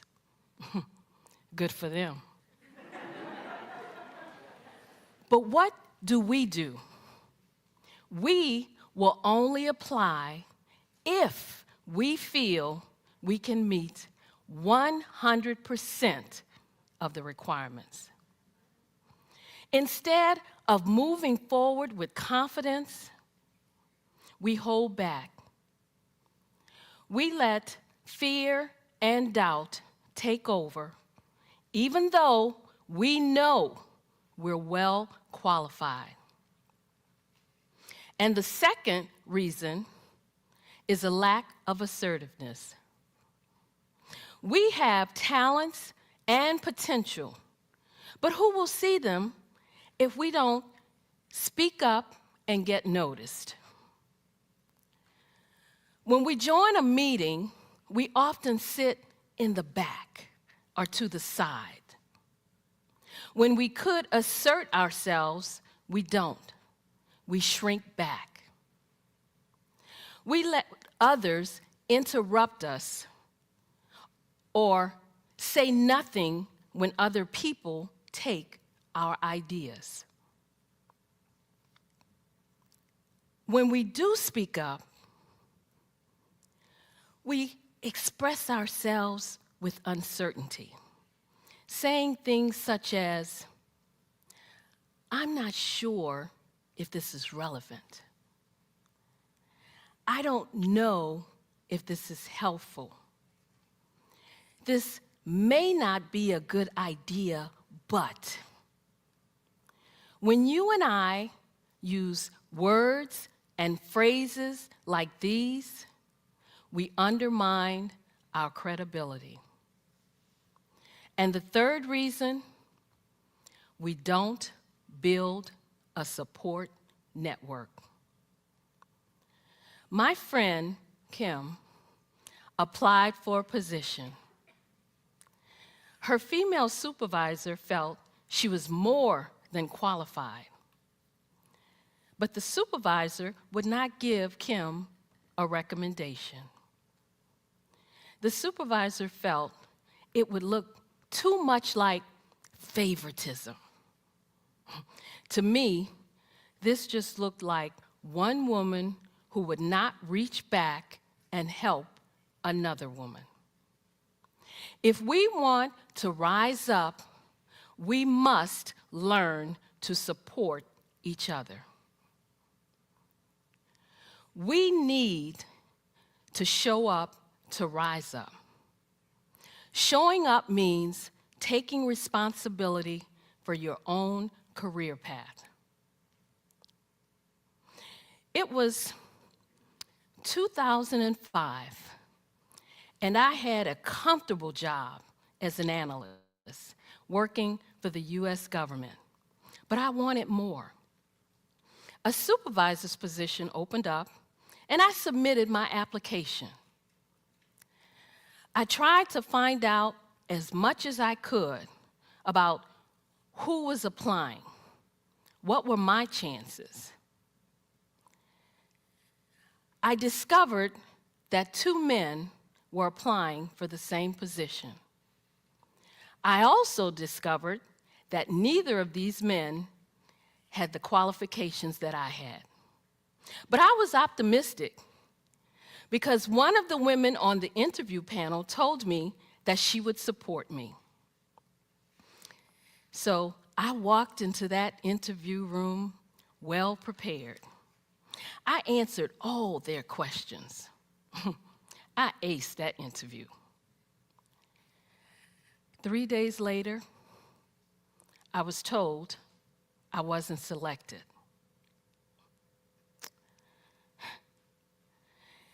Not only did they select the least qualified one, they selected someone who didn't even belong to the organization. I was shocked. I was hurt. I was angry. I thought, how could this be? It was like a slap in my face. I deserved that job. I thought, maybe I should just look for a job somewhere else. But I was in an exercise class, and it hit me. I'm not a quitter. I have never given up. I deserve this job. I'm good at what I do. At that moment, I realized that if I wanted to rise up, I needed to show up. We need to show up to rise up. Showing up means taking responsibility for your own career path. And then it happened. The man they hired quit.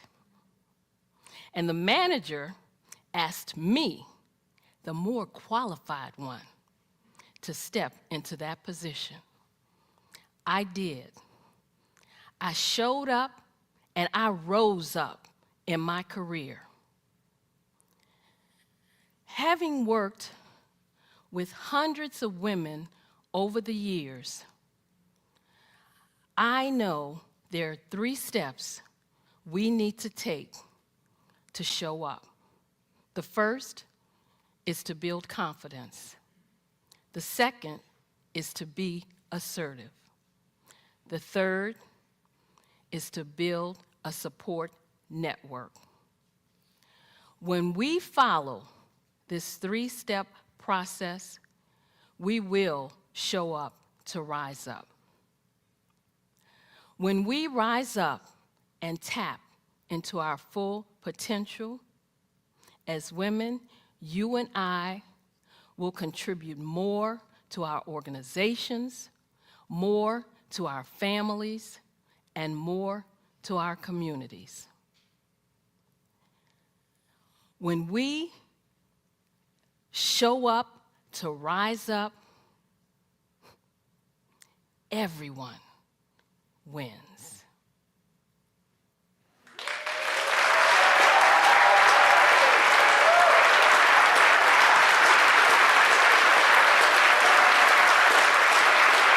Did you know that approximately 333.34 million businesses exist today, according to a report from 2021?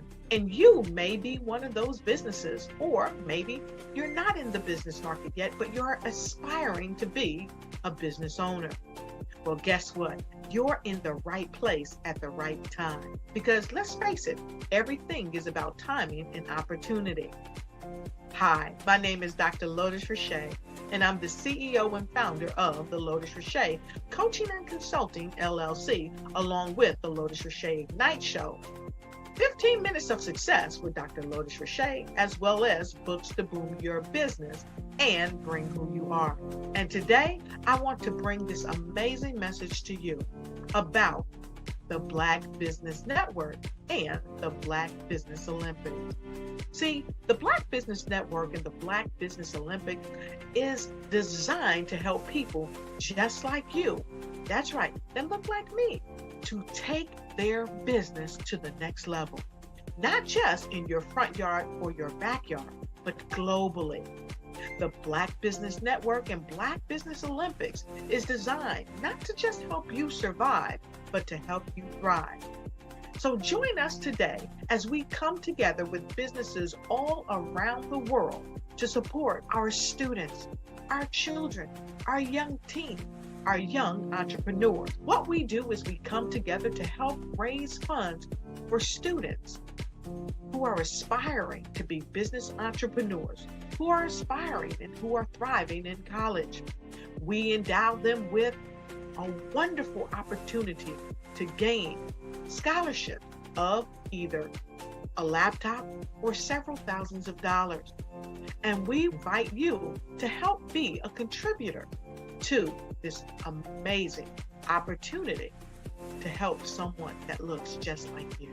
So join us today at our website and let us connect with you and help you ignite and take flight in every area of your life on the Black Business Network and the Black Business Olympics. I'll see you on the other side.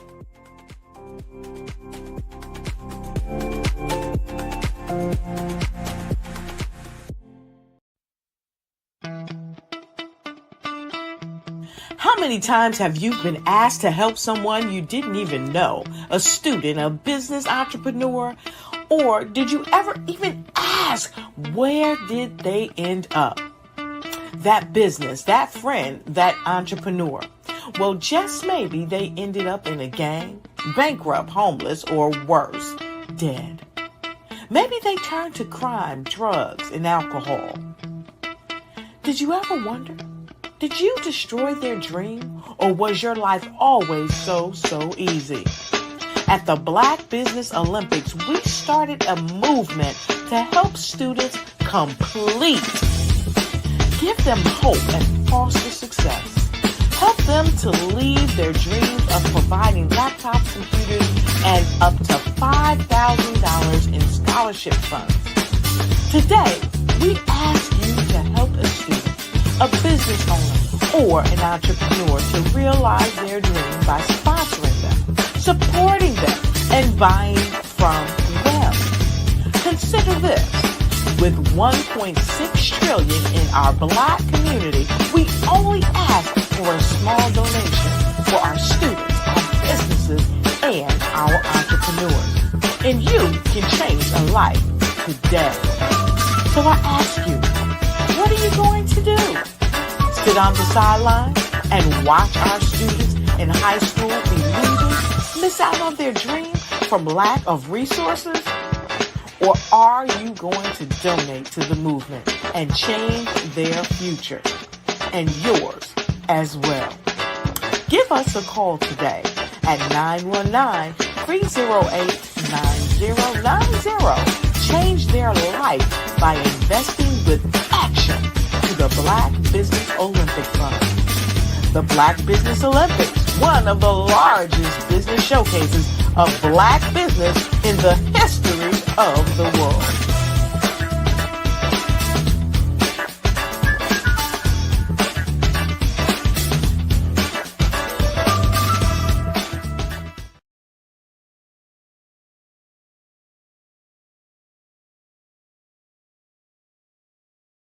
Absolutely.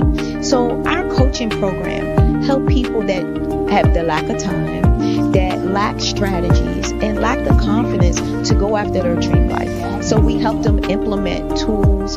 We help them implement, I love to leave the inherited lack of finances or the education behind finances. But it wasn't until I lost my firstborn, my only son, that life changed for me. And where I was going after it all, living the corporate life, hit my 6-figure income, and living in my dream house with my dream man, driving my dream car. Wow. I nearly lost it all. Wow. When I lost my son. And so I realized it only takes one financial catastrophe that can change your entire life. That's what made me start All New Beginnings. Because no matter what's going on in life, there's a new beginning. And because of that, we develop a program called Wise Minded. My little slogan is, don't just dream it, let's live it. If they want to connect with you or work with you, what is the best ways for them to be able to do that? Well, for my social media guru, you can connect with me on every single social media platform as Tanya T. Rose.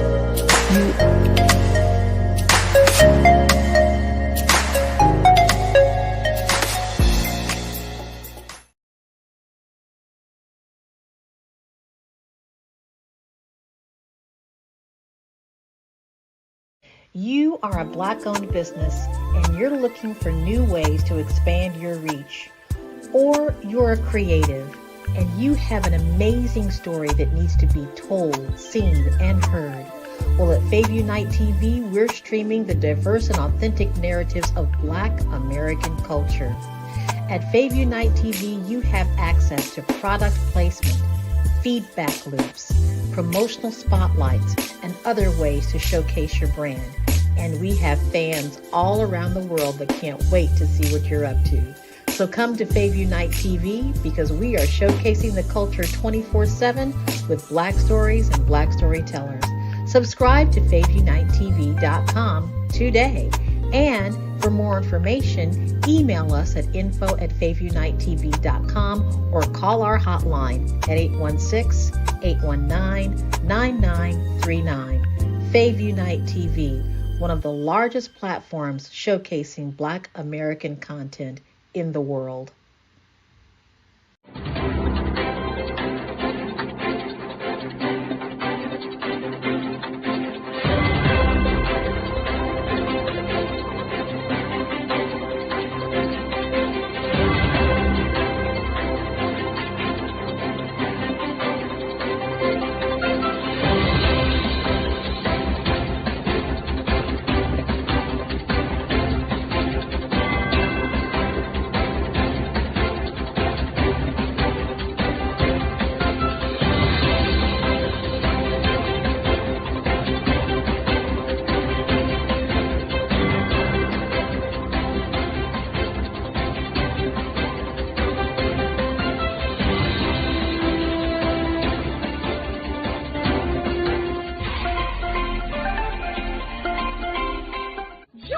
Dr. Eric Kelly III and a host of phenomenal speakers from all around the globe for this 7-day virtual event that you don't want to miss.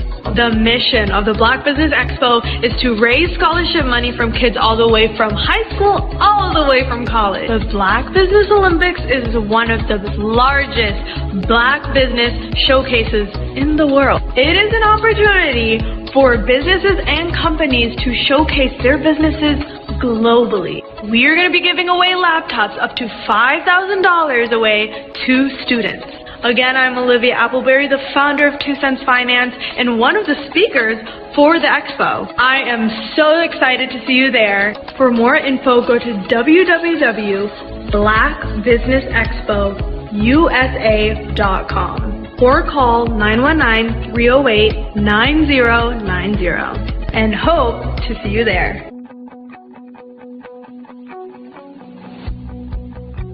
I am Black Business. From the moment I wake until the time I sleep.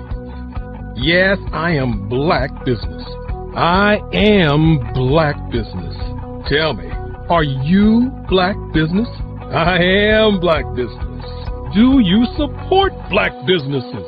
Listen, I support Black business because I am Black Business. Black Business Expo, one of the largest business showcases in the history of Black business in the world. The world! Sign up today at www.blackbusinessexpousa.com or call 919-308-9090. I am Black Business. I am Black Business. From the moment I wake until the time I sleep, I am Black Business. I am Black Business. Are you Black Business? I am Black Business. Do you support Black businesses? I support Black business because I am Black business. Black Business Expo, one of the largest business showcases in the history of Black America in North Carolina. Join Dr. Eric Kelly III and a host of phenomenal speakers from all around the globe for this 7-day virtual event that you don't want to miss.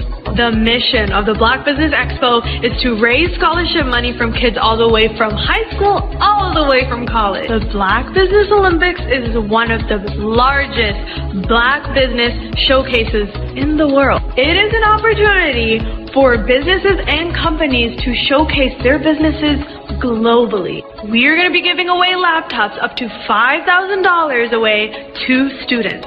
Again, I'm Olivia Appleberry, the founder of 2 Cents Finance and one of the speakers for the expo. I am so excited to see you there. For more info, go to www.blackbusinessexpousa.com or call 919-308-9090 and hope to see you there.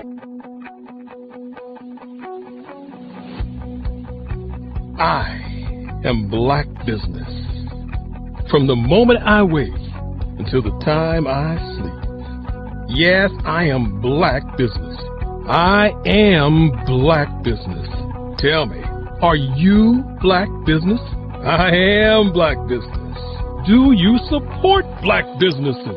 Listen, I support Black business because I am Black business. Black Business Expo, one of the largest business showcases in the history of Black business in the world.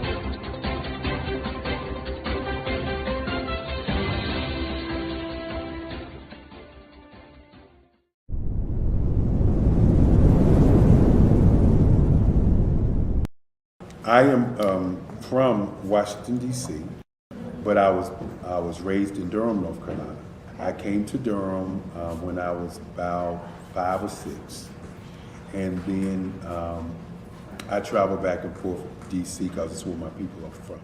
One of the unique things about my family is my mother, she's also an artist. She does quilting, and she does a lot of artistic things. And then my son, he draws with both hands, his right hand and his left hand like I do.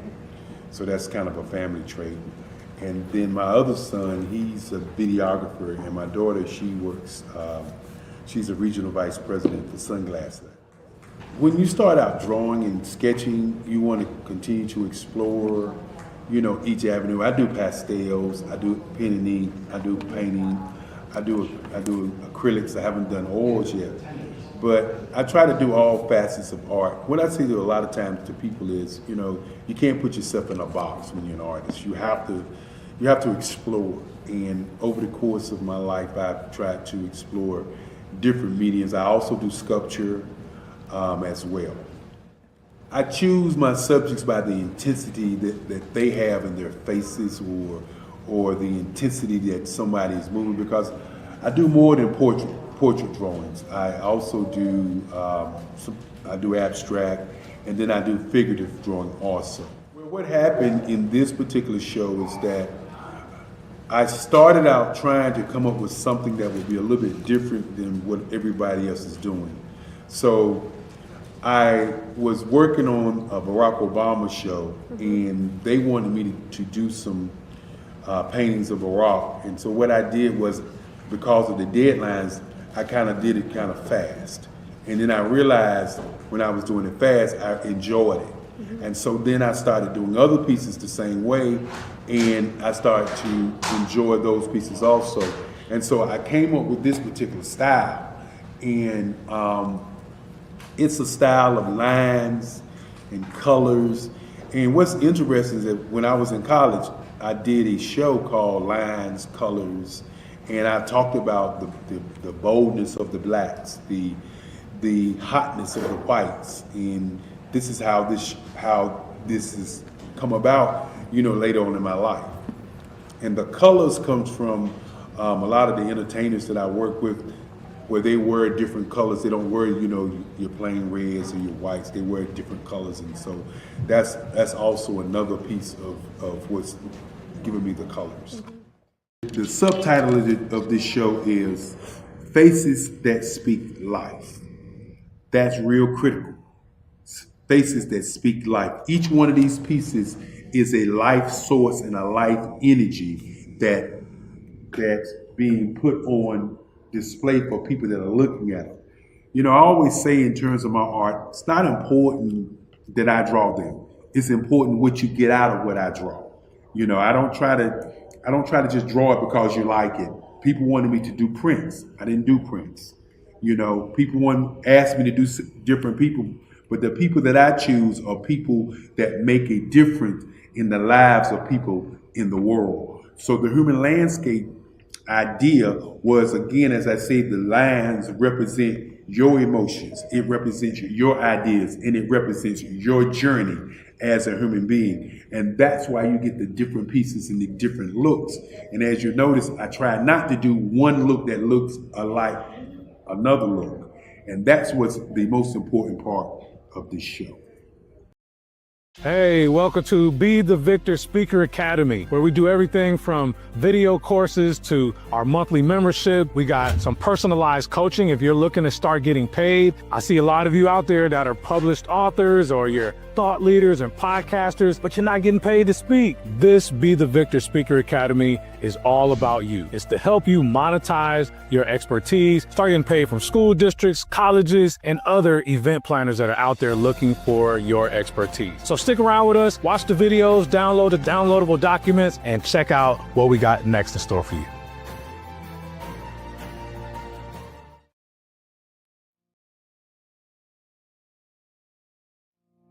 Did you know that approximately 333.34 million businesses exist today, according to a report from 2021? And you may be one of those businesses, or maybe you're not in the business market yet, but you're aspiring to be a business owner.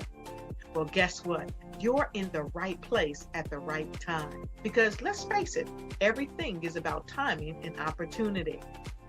Hi, my name is Dr. Lotus Richey, and I'm the CEO and founder of the Lotus Richey Coaching and Consulting LLC, along with the Lotus Richey Ignite Show. 15 minutes of success with Dr. Lotus Richey, as well as books to boom your business and bring who you are. And today, I want to bring this amazing message to you about the Black Business Network and the Black Business Olympics. See, the Black Business Network and the Black Business Olympics is designed to help people just like you, that's right, that look like me, to take their business to the next level. Not just in your front yard or your backyard, but globally. The Black Business Network and Black Business Olympics is designed not to just help you survive, but to help you thrive. So join us today as we come together with businesses all around the world to support our students, our children, our young teens, our young entrepreneurs. What we do is we come together to help raise funds for students who are aspiring to be business entrepreneurs, who are aspiring and who are thriving in college. We endow them with a wonderful opportunity to gain scholarship of either a laptop or several thousands of dollars. And we invite you to help be a contributor to this amazing opportunity to help someone that looks just like you.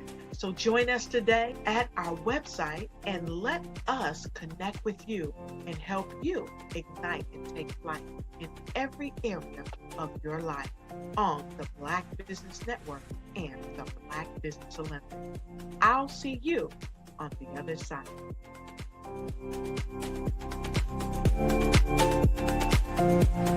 I was born in a little village on the island of Haiti. Many deadly diseases pounded me.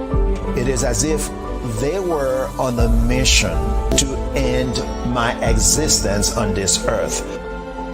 I refused to give up. In 1983, I left Haiti and came to the United States of America. And I came with $5, 2 shirts. I didn't speak any English. I came to Atlanta. I got a job. I was a doorman. I was a doorman with a dream. What I used to come on stage. I'd rehearse this moment that I'm standing in front of you. That's the power of a dream.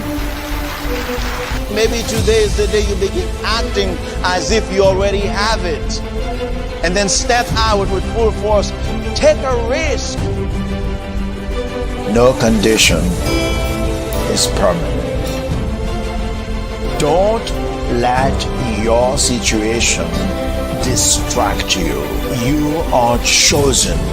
You are called. You are born for a purpose in this life.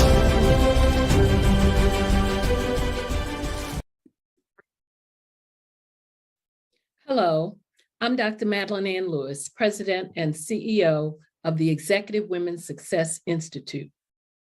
And my genius is helping women accelerate the path to success.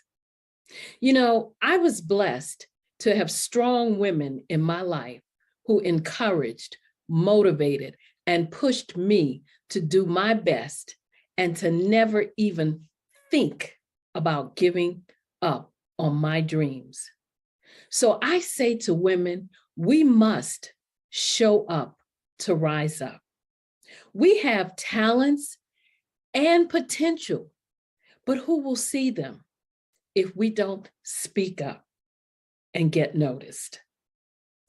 I know that women are a tremendous resource on this planet, and there is nothing more fulfilling than helping a woman tap into her full potential. I do this because I want to be a part of helping as many women as I can to show up, to rise up. I do this because genius is common.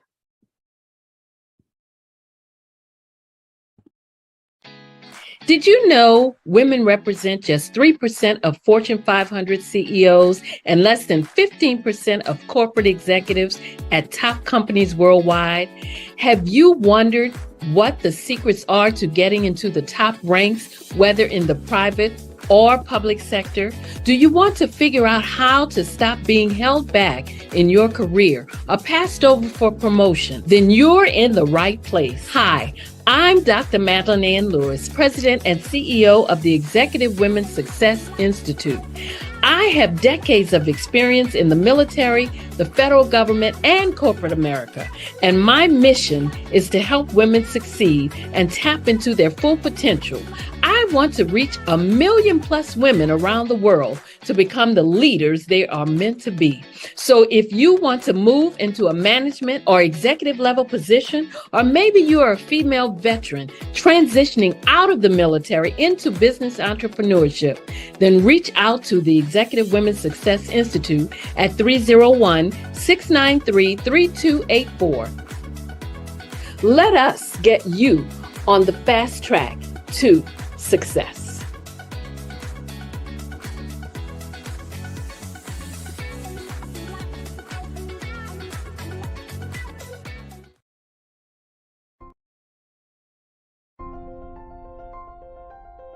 What if you could build your own city? A place where every child can find nurturing people to help them achieve their full potential.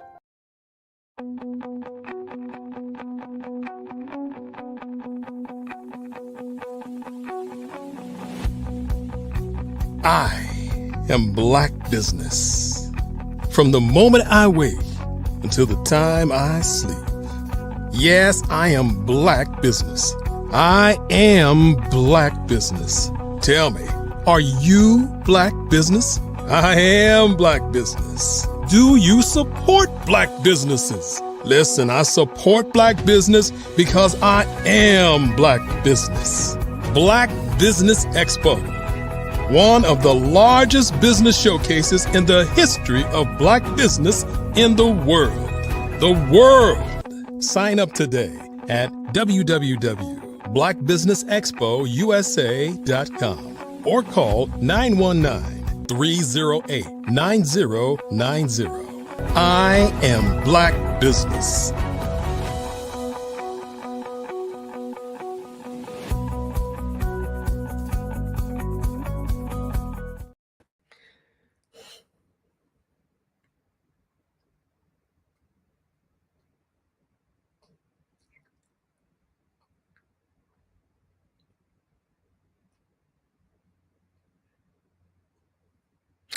Good morning, business owners, entrepreneurs, thought leaders, and corporations. Welcome to the Black Business Network. My name is Donicia Barnes, and I am your moderator for this morning on the Black Business Network. The Black Business Network is a 24-hour business network showcasing Black businesses, business owners, entrepreneurs, and thought leaders worldwide. We have speakers from North Carolina, London, Singapore, Africa, Japan, and cities all over the United States. The Black Business Network is a global community sharing its business knowledge to empower, inspire, and educate businesses about business. We will have a fireside chat with the artist Anubis. The artist Anubis is a spoken word poet, cultural curator, and a community cultivator. In 2012, he founded the Harlem Bum Shelter, a spoken word and literary arts organization that produces open mics, showcases, workshops, events, and opportunities for youth, young adults, and local creatives. Harlem Bum Shelter has been recognized as a 2025 Creatives and Civilians Local Legend for their impact on the community. Founded with the help of Voza Rivers and 5 others, Harlem Bum Shelter has been and continues to be dedicated to creating safe spaces, encouraging mental health, developing communication skills, and building an engaged community in Harlem and across the globe. I present to you the artist Anubis.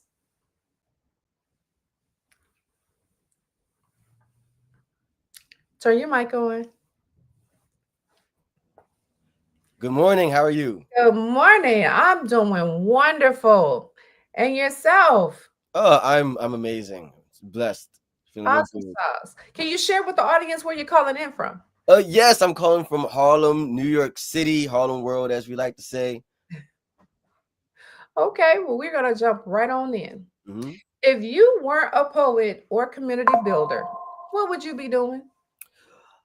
I think I might still be a filmmaker. I actually went to NYU for film, and then that commuted into communications, and then that just kind of snowballed into a couple of things. But I think that's probably what I would still be doing. Okay. What was the original vision for the Harlem Bum Shelter in 2012? Yeah, when I started Harlem Bomb Shelter, it was just a very small passion project. I just wanted to do some open mics once a month. I went to an open mic in Harlem. I said, "When's the next one?" They said, "That's it." And I said, "I gotta create it. I have to create it." And since then, it's just turned into something else. But really, it was just a simple, free open mic I would do once a month, and not a big deal. Okay, what was it like trying to put that on, especially a free event? Yeah, so one of the first things I did, I grew up in Harlem in a lot of free events and or free programs. One of the biggest and most important for me was Impact Repertory Theater, which is activism and creative arts for youth. And I sat under the instructors, the founder Jamal Joseph, my mentor to this day, Raymond S. Johnson, and in particular, Voza Rivers, who is the executive producer of New Heritage Theater Group. And after sitting for a while and developing the idea, I went to him and I said, "Hey, I want to do this thing. I know you run events out of the space called the Dwyer Cultural Center. Could we utilize that space to present these free events?" So I really benefited from that network and community to get the start. It took me, stepping up to do my own thing after a while, very quickly, but to get it off the ground, I sat with some of my best friends and to help cultivate or curate the idea more so I could present it to Voza. And Voza had always, seen me grow up in terms of my leadership and the things I did from the age of 13 and to that point I was 25. So he already had a bit of faith in whatever the project was and understood it aligned with his mission. So he was very eager to support it. Very good. Did you imagine it would become a local legend? No, I definitely did not imagine bomb shelter being as significant as it's become in the community. You know, in the New York City BIPOC poetry community, I'm kind of looked at as an elder, which is weird, but it's just that, we've been doing what we've been doing for so long, but we've affected so many people and in ways that I never imagined. So another organization was doing their 3-year anniversary, and they do this thing every year where they give out awards to poets and artists, singers, actors, models, fashion designers, and they recognized our platform as a legend. And I think that's because we've used our time here to help everybody. People ask, how do we last so long? I always say, by being the opposite of a gatekeeper, by supporting people. We understand that that's not, other people's success doesn't hurt you. As people build and climb, they help build you as well. And it seems that the community attributes a lot of their success to support from us, which is bigger than just being an open mic. Awesome. How has Harlem shaped the purpose and energy behind the Harlem Bomb Shelter? Yeah, well, I'm a Harlem boy, so it's just the mission and the fact that it had to exist is because of sitting under the energy of Harlem, from the Renaissance to things like the National Negro Theater, New Heritage Theater, of course, Roger Furman Theater, but also there's just so much arts and culture that happened in Harlem. And so the idea was to, a lot of it is run by our elders. And the idea was, well, what is being continued? Is the Renaissance being continued? Is it coming back? And, pulling from that energy and just making sure that we're, one, showcasing it to younger generations who aren't as tapped in for a lot of reasons, as well as perpetuating it for the future. So it's all about continuing that energy and that flavor.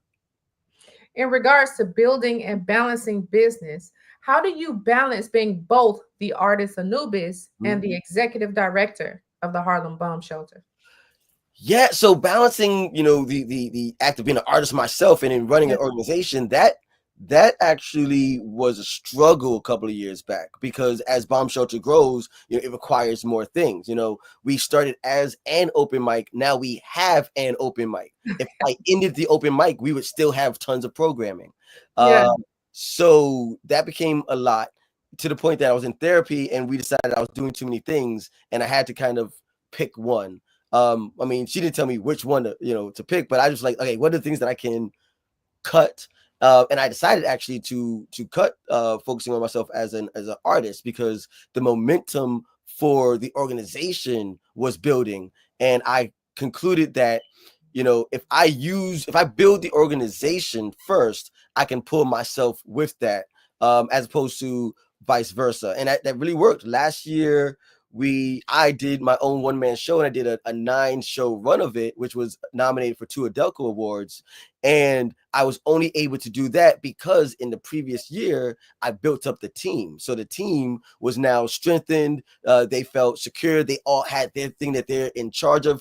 I'm no longer in charge of any program that we do, not directly. I oversee all of it, right? But I now have team members who, if I don't show up for something, they know what to do, which allows me the room to say, all right, cool. Today, guys, I'm working on my stuff. You guys have this. Let's meet today about the next month, and y'all guys let me know what you need from me now so that I can spend energy doing this. And then when I'm back here, I'll be able to support whatever you guys are working on. So it's kind of like this balancing act, but it really surrounded by building a team first. It makes me think about an interview I watched of Michelle Obama, when she said that you can do all the things, you just can't do all the things at the same time. Absolutely. Gotta focus on one of them and build it out so that you can move on to the next thing that you want to do. That Absolutely. sounds amazing. When did you realize that the Harlem Bomb Shelter was more than just open mics? So very quickly, the Harlem Bomb Shelter became more than just open mic, but I really think realizing it is a different thing. It's kind of gradual, you know. One of the things I learned from one of my mentors, Jamal Joseph, you know, from observing him, is when opportunities come, you say yes, and then you figure out how to make it happen. So Yeah. he would ask, "Hey, do you guys do workshops?" I say, "Yeah, we do workshops." And I go to the team like, "Okay, we got to figure out how to do a workshop." And that kind of became gradual. Then you know, we kind of a couple other opportunities where we supported different community service projects and things of that nature.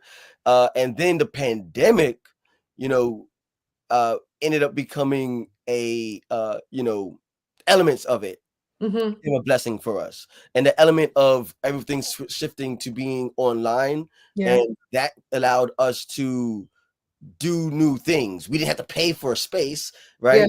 Everything was online, you know, everyone just using Zoom. So we were able to do new programs just to engage the world, because the poetry community in the world was being all connected all the time. So by 2 years, by 2022, you know, so we did our open mics online, and then in 2020 and in 2021, we said, you know, we could do workshops online, and then we end up doing more workshops. You don't need a space to do the workshops. Right. Then we started engaging some teens, and I said, hey, let's do some stuff for teens because it's online. We don't have to, you know, do that. We said, you know, we've been growing and we're not giving attention to newer artists like we used to. So let's do something where it's just for, you know, fresh faces. So it was easy to just do stuff because it was free. We just did online programming. And then when we came out of the pandemic, that's kind of when you realized it, right? Not because you know, during the time as you're growing, you know, it's like a child growing, right? You don't realize, oh, you've had this growth spurt over the summer until after you compare yourself to something else, right? So we come out of the pandemic in the 2022, which was our 10-year anniversary, and we had to sit back and say, we do a lot of things. Like we've been doing these things regularly. So much so that for our 10-year anniversary, we did 10 events in 10 days. Some of them were online, some of them were in person, but they spanned from, you know, a poetry competition. We had our first mental health program that we do called Healing is the Bomb. But these were not new things at this point. It wasn't us sitting and saying, what are 10 new things we can do? It was, wow, let's just do all the things we do in 10 days. And that's kind of like, and I literally at the last thing was an in-person gala, and I just stood there and I was like, wow, what we are is not what I imagined 10 years ago. But this is who we are. And it was just an amazing moment. What was the biggest challenge in running Harlem Bomb Shelter, and how did you stay with it for so long? Because 10 years is a long time to wait to see what you could be, or to see your vision realized. Yes. Well, I think there's been 3 challenges. The first was probably the biggest. So like I said, when we started, we got a space through our connection with Voice Rivers and New Heritage Theater Group, and we were at the Dwyer Cultural Center. But as things happen in the arts and in Harlem, the Dwyer Cultural Center could sustain in their business model for us to use space for free. So after literally a year and a half, Bomb Shelter was out for about 6 months, and that could have been it, really. But I knew that there was a purpose for this. I didn't know what the purpose was, so I was kind of purpose driven to now use new relationships or other relationships and kind of step out on my own to secure space. And at that time, a mentor of mine, Courtney Bennett, he was the director of Minisink Townhouse, and they were reconstructing their little theater. And so I said, you know, listen, you guys are reconstructing your little theater. I'm sure you guys going to have a ribbon cutting event. Let me have a couple of poets perform for you guys for that. And then they did. And then they were so impressed by those, you know, the young poets that I had present. And I said, well, you know, we can bring programming to this space. and then boom, we were back in business. So, that's one of those big moments for me because literally we could have been done after a year and a half. Yeah. In terms of the sustainability, we get some support from other organizations, but we have not yet built up a strong financial support for what it is that we do. We do have some business model that allows us to sustain the space that we rent out now. But I'm a program guy first, so business is the thing area, or at least the monetary aspect of business is a thing that I'm still developing. So the model that I recognized was, how do we have people run this? And that became a model of, well, who is benefiting from it, right? And then engaging them and then giving ownership in that way. So now you have an influx of volunteer leaders. But as we grew and did more things, you say, well, how does that model work? And then that's when it actually literally happened at that 10-year anniversary, in that moment where I said, well, we've been doing this for 10 years. We can teach what we do as the artists, the people who have stayed. What skills do we have? And we created our mentorship program. And as a part of that mentorship program, the give back is for a certain amount of time, you help run the program, right? So we're going to give you free trainings for a year. We'll give you paid and unique performance opportunities for a year. So now it becomes a self-sustaining bartering system where you are now gaining all these things. And we say, look, all we ask is that you promote our events. They're like, fine. Right? Can you imagine? You have people who've been in the game for, at this point, 13 years. Yeah. And, a lot of us are published authors. A lot of us have been doing things off Broadway. And we say, okay, cool. We'll give you everything that we know for free. We will do in-person workshops, online workshops. If you have a poem you're working on and you need help for it, just call me. I had a mentee who would call me at like 12 o'clock. He knew it was okay. But literally, this is what we're doing. It's like, okay, cool. All we ask is two things. One, you promote whatever we're doing. And two, at the back end of the program, we're going to teach you how to run your own events. Now, you use those skills to help us. And then you keep that cycle going because we do it every year. So if some people stay, good. If we don't, we're training a new generation. And one of the biggest successes, I know this wasn't the question, but this translates right into this. One of the big successes is an open mic that started last year. They just celebrated the anniversary, 1 year anniversary. It's called Too Much and Extra. And all of the founders of that open mic came out of the bomb shelter trainings. Awesome. Many of them still work with the bomb shelter, but literally they took that. And that's the point, right? That's the point. Yeah. The point is to grow. There wasn't enough things. So now we're a thing and we're helping to grow more things. And because of that, we have more people come into the building, and then that cycle perpetuates. And now we have all these leaders and people who feel, empowered to create their own things and give back. That is amazing. Well, are you still virtual? Right now we are not. I would like to go back to being virtual because there was a great connection to the rest of the world. One of the best things that happened, I had a trip to Hawaii, and I watched the playback of someone else's reel from it on Instagram, and I heard someone say Harlem Bomb Shelter is in the building, and the recognition of Harlem Bomb Shelter in Hawaii was such a cool moment. I was like, wow. So I definitely want to go back to having a virtual component, but we're doing so much in person now because we translated a lot of the virtual into in person. We just haven't had the capacity for it, but it's not a bad thing. You don't want to overdo it, but it'll come back. No, but I mean, just imagine having branches, like the Atlanta bomb shelter. Right. The Dallas bomb shelter. What's funny? We kind of had or have that sometimes. Because we had team members. We had a team member from Tampa, Jamie Dawson. We had a team member from Atlanta, Queen of Drafts. We have a team member that moved to Houston, Lady B. We had a team member in Toronto, Canada, Faye Wrights. And once a year, we do this thing called Shelter in the Streets. And for 2 of those years, they ran their own pop-up open mic from wherever they were. Right. So that was a cool moment that happened. But yeah, definitely, having sustainable things in every areas would be amazing. Yeah. So I see here that you ended up working with the New York senator and district attorney. How was that? So yeah, I worked for the senator, and I currently work for the district attorney, and these were and are amazing opportunities to increase our imprint in terms of the civic engagement of it. You know, people ask me, how did I get into politics, and the answer was poetry, literally.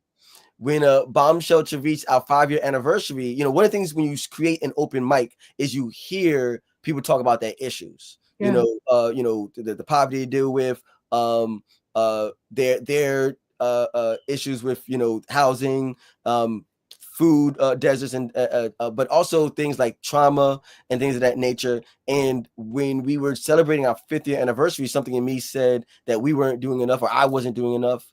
Right? We hear about all of these people's problems. What are we doing? Are we actually changing lives? Now, my team very wisely said, yes, we are. We are saving lives. We're changing lives by having these spaces where we can share and connect. And I said, that's great. So this is not a us thing. This is a me thing. And I created a thing called the Bomb Shelter Party for Social Change, where we would support different civic actions. And it only lasted for one project. But that project became, I found out through some relationships that a Black man who lived on the block that we worked out of was running for local office for state senate. And we always talk so much about how we want representation for people from our communities. And we said, let's support him. And because he's from our community. And I was able to utilize the community of poets, the young millennial poetry community, to engage people in being active in civic engagement. Whatever their views were, was not the point. The point was, let's connect people to understand how these things work. Right. And because that went so well for him, he said, hey, work for me. And then I had the ability from within the office. People say, okay, well, now you're doing politics. No, I'm doing community work. So I was able to create a millennial task force just to educate young people about the power that we have in engagement and how we can engage in grassroots things. And so from that office, I was able to continue to do the community work that I do. So from the DA's office, it'll be similar, but we do a lot of, victim work, where we're creating resources for people who are victim of violent crimes and things of that nature. So with them, I'm working on a thing called Griot Fest, which is poetry to heal, victim and survivor experiences, because that's the stuff that happens in the poetry world. That's the stuff that's happening in the real world. And then there's resources that people don't know exist. So how do we bring all those things together? And that's what I get to do. I get to do community work from local government offices. That is amazing. Oh, and I know your community is grateful to you for it, because being a survivor, a lot of things have happened, and you feel all the things, and you need to share, yes, to heal, but you also need to protect yourself from the repercussions of sharing. Yes. And I can see how that poetry, that way that they can turn their pain into art that they can share in the safe space, can be healing for them.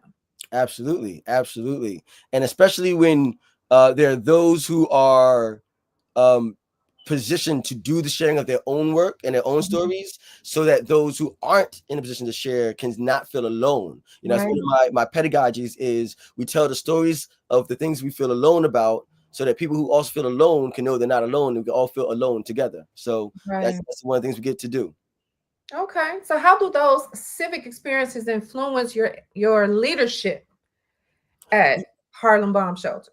Absolutely. So the way that I get to learn more about how systems work, and we don't often think about how things are connected, right? But when we think about arts in the community, we need to understand that there's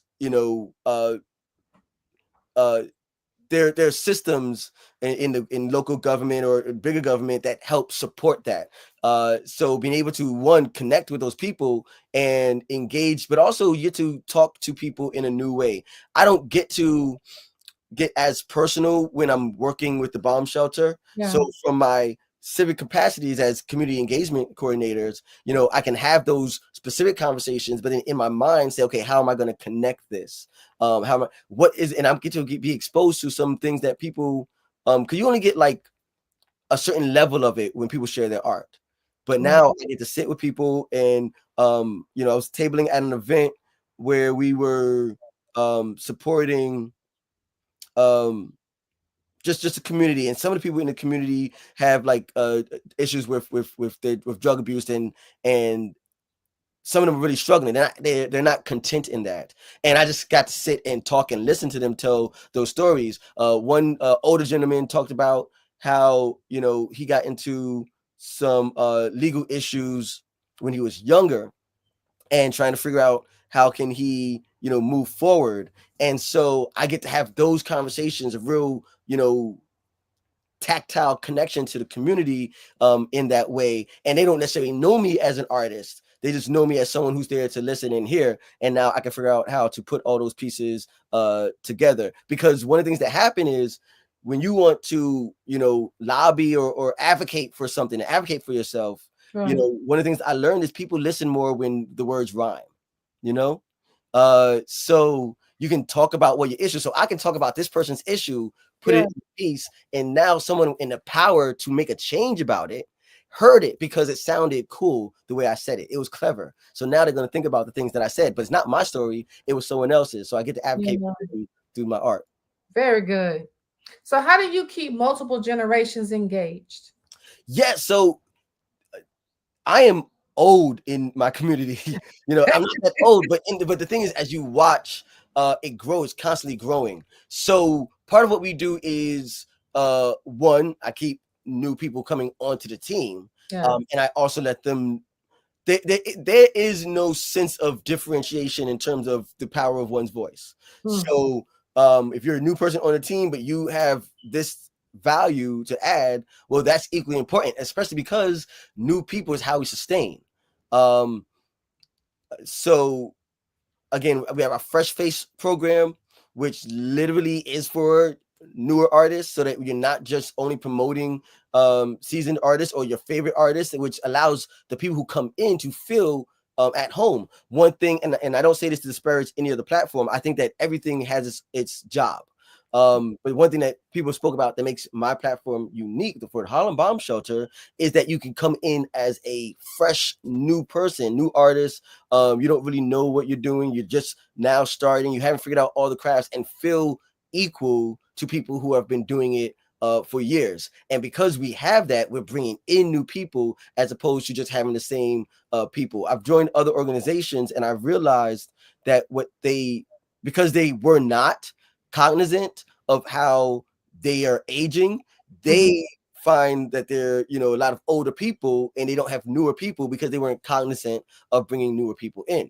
Right. The other thing that we do is 3 years ago we started our teen poetry slam, and so that way we are actively engaging teenagers again. When we started, I was a mentor and a teacher at Impact because I became a mentor there, and so we had young people come from there, but now those people are like master's graduates. One of them is a co-founder who is a PhD candidate, right? So we have to be cognizant and say, okay, we need to do something specifically for the teens because we don't have that same connection.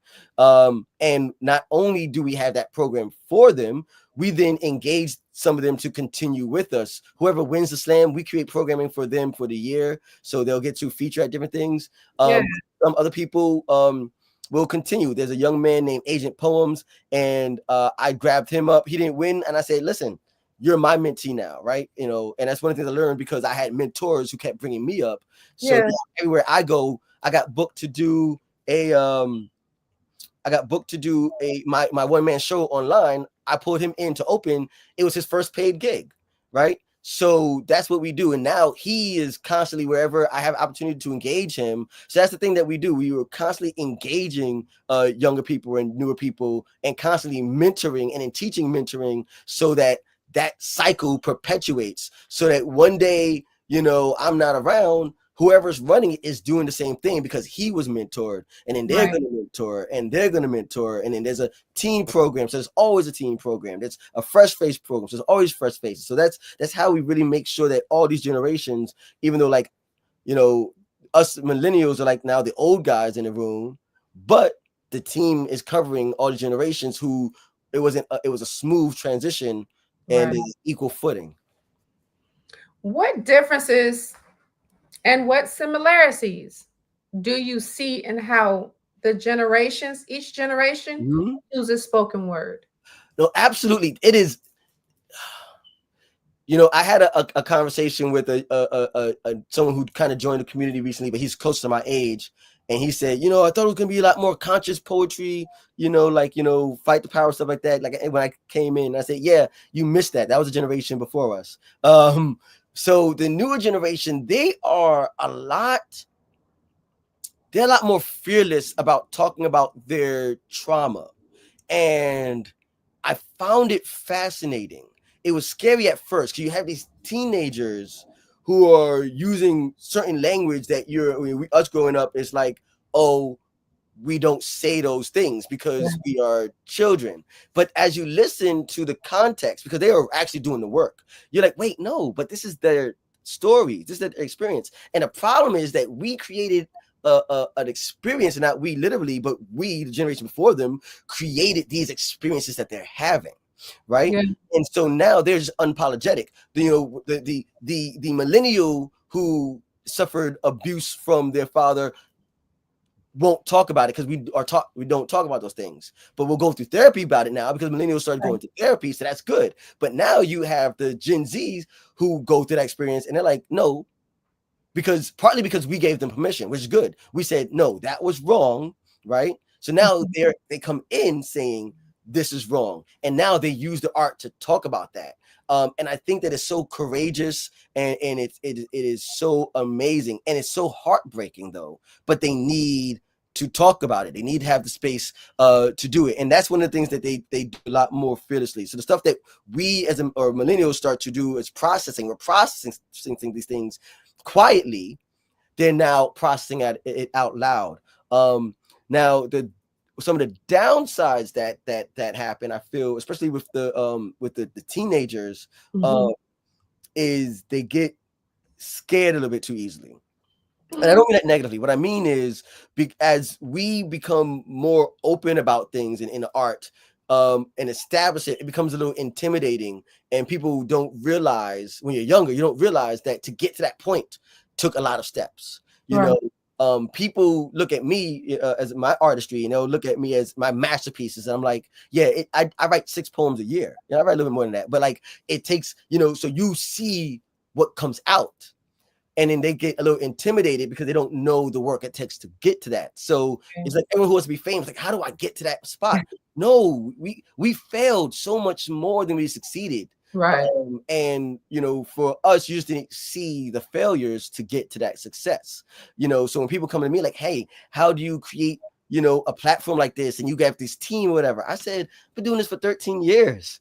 It did not start this way at all. And so people get a little bit intimidated by that because they see those things. But again, that's where, you know, knocking on my fellow older generation, where again, we're not, for us in this community, we're the older generation, millennials, and saying, okay, we need to make sure that we are not only creating space for them, but we're creating mentorship for them, letting them know, you know, the same way they're fearless to talk about their struggles, we need to become also fearless to talk about ours and more transparent, so that they now don't feel intimidated. They just know that they're in the beginning of a long process.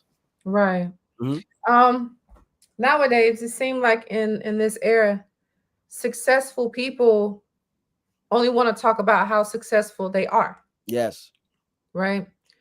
They don't want to talk about how long it took them to get there. Yes. They don't want to talk about all the ways that they tripped, fell on their face, probably got stabbed in the back a couple of times, had to Mm-hmm. take a shot, a few jabs Yeah, along the way. What they've lost, what they've invested, right? Not just time, but money. Yes.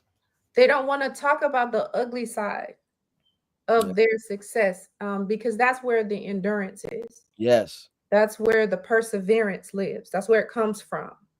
That's where the determination comes from. Right? And the humility. Yes. Yeah. That when you get there, you can remain humble because of all of the struggles and the traumas and the letdowns, right? Absolutely. Because in all of that, you had to learn how to get up and keep getting up. Absolutely. In order to get where you are. And also, that's where the joy comes from, though. Yeah. Because you know what it took for you to get there. Then once you get there, that's why it feels so good. Yeah. So how does Harlem Bomb Shelter blend intergenerational wisdom with cultural evolution? Oh, absolutely. I think that's one of the challenges, right? Because culture evolves so quickly.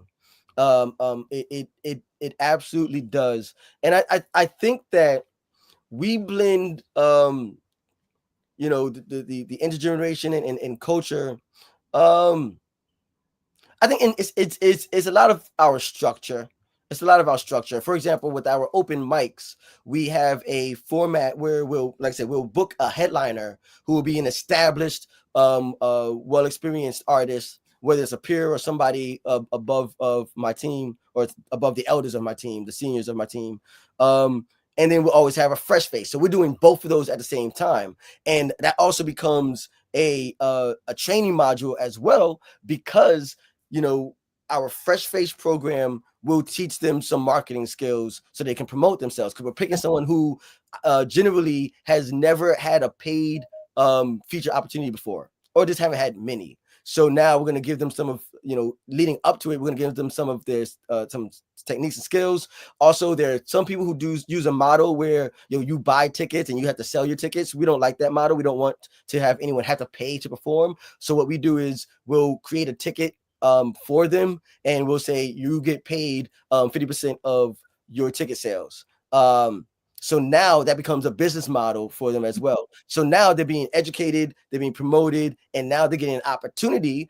They will then bring people who haven't been to our platform. So now we are also increasing our own population, but also they're being placed next to a seasoned, experienced performer in the culture. So at every one of those events, all those things, those blends, those crosses are happening. At least, and that's our open mic events. And then our showcases are a little bit different, but that's another thing that we do by engaging different types of events. You're now engaging different types of audiences and cultures. We did a thing called Poetry and Politics, where we would have our more political poets and civic engaged poets be in the same space with our local government officials so that they can have a conversation. But then we'll have something like Poetry and Soul at a nice lounge where we have poetry and music, and we collaborate with Jazzmobile and have a jazz band, so that you're now having these silos of culture, but you're also giving them cross contamination and synchronization at the same time. You're exposing people to different things, and then again, with the open mic, you have the different layers at the same time. And then the DJ is always one of our newer people, so I have no idea what music anyone listens to anymore. But I don't have to worry about that because I engage the team and I listen to the team. We just did a site check for our next outdoor open mic, and I took one of my younger team members who's he's like 25, so I'm 39, right? So not only, so everything we do is not just about what my vision is. All right, cool. Look at this spot. What do you see? All right, this is what I see. Let's have a communication. And now we're both thinking about our peers and our audience. That way, Bomb Shelter as a whole has not thought about everybody, right? Because you have this 39-year-old and 25-year-old putting our images and our visions together. Right. Okay, I got one last question for you before we have to go. Oh, cool. What role do Black men play in creating a safe, creative space for the youth? Oh, so one of my greatest memories for myself as a 13-year-old Black boy, and I grew up with my dad. I want to contextualize that to what I'm going to say. Was when I walked into the program Impact, and the room was full of these Black men, and I had never seen anything like that. Mhm. So I had my dad, but just Black men who were, and these men also happen to be a part of a mentorship program called the Order of the Feather, which I later joined. But it was always that was important to me, because you always see women doing things for youth. But I didn't see men doing that. And I'm not saying they weren't, I just hadn't seen it. And it does something in particular, because there's a big brother of mine whose business motto is, a child can't be what a child can't see, right? And I was able to always see these men doing these things, and now I don't know how not to do that, right? Right. We do this mentoring is, I don't know what else there is, right? This is what I got. This is what it's supposed to be. This is the norm. And because this is my norm, and I sit with peers, a brother of mine, Hattress, and he'll talk to me, and he does a lot of the same work as me, but he does it because he didn't have that. And he'll have conversations, and he'll share like, yo, you really had all these mentors and stuff. And I'm like, okay, cool, that was my norm. So what happens when this becomes the norm, right? What happens to a generation who sees leadership from both sides, from men and women? Well, one, the men feel like they can be that because they can see that. Right. And then the women feel supported. So now they're strengthened. And furthermore, I'll end this by saying, I always say that my success comes from the combination, because I'll come up with an idea, but then the women in the community will tell me and show me how to make it bigger. So the more that we have that combination of energies, man, we will change the world. Yes, sir. Oh, well, it has been an absolute pleasure speaking with you today. And I thank you so much for joining us and sharing your expertise, your vision, and all your accomplishments. Will you please let the audience know how they can get in touch with you? Yes, absolutely. So you can get into contact with me. The easiest ways is either on Instagram at Harlem Bomb Shelter on Instagram, or via email at the Harlem Bomb Shelter at Gmail.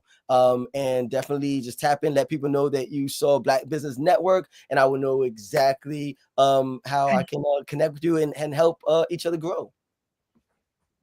Well, everyone, genius is common, and I'll see you on the other side. The Black Business Expo's mission is to raise funds for high school seniors going to college or K-12 entrepreneurs. This expo is a fundraiser for students. You may go to www.blackbusinessexpousa.com to donate to the scholarship fund and use the Cash App $BBXUSA. Our goal is to give laptops and up to $5,000 to 10 students. Students can register online at www.blackbusinessexpousa.com. Every dollar counts. So we want to remind you to donate to the scholarship fund.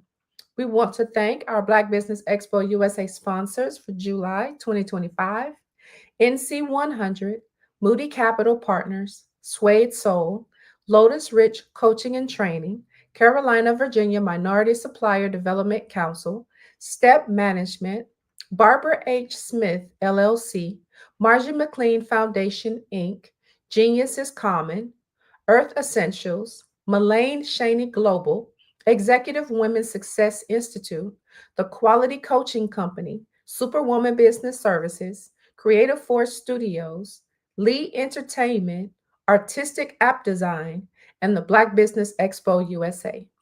Genius is common. I'll see you on the other side.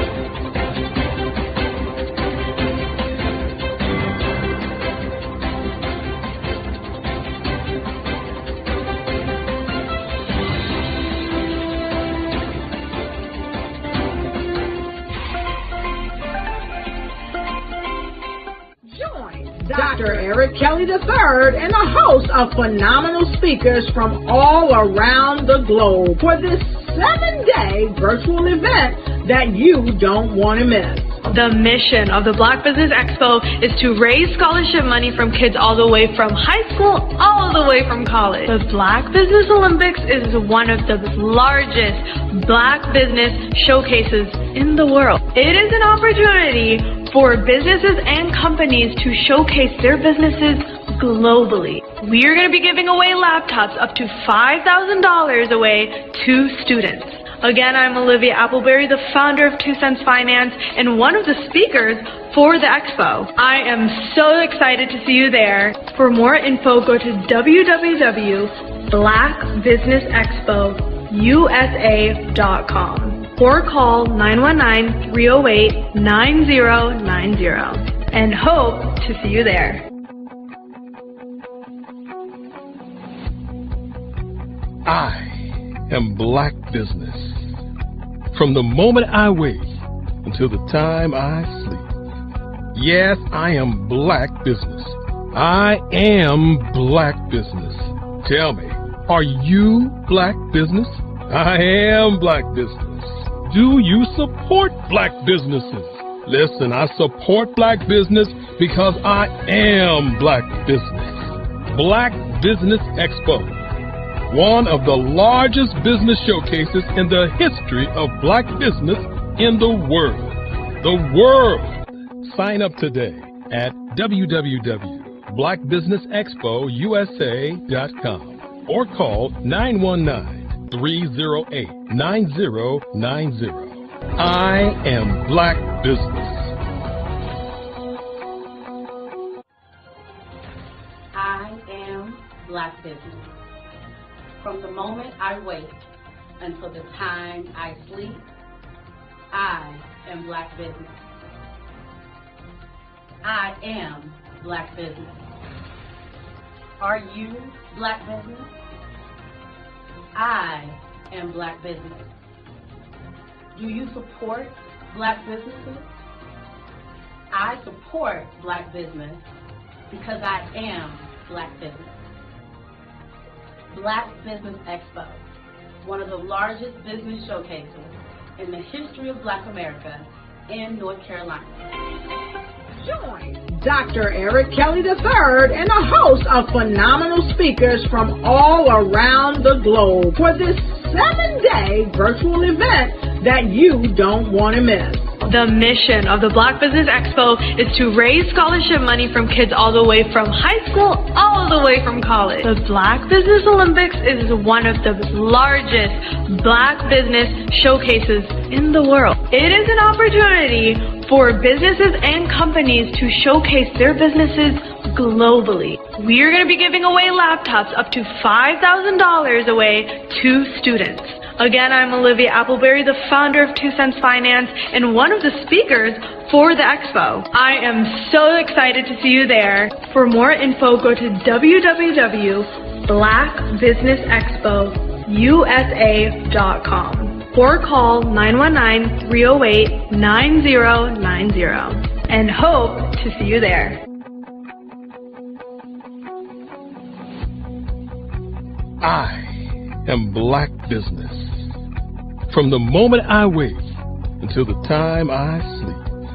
Yes, I am Black Business. I am Black Business. Tell me, are you Black Business? I am Black Business.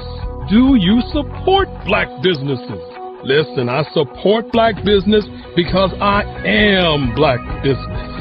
Black Business Expo, one of the largest business showcases in the history of Black business in the world.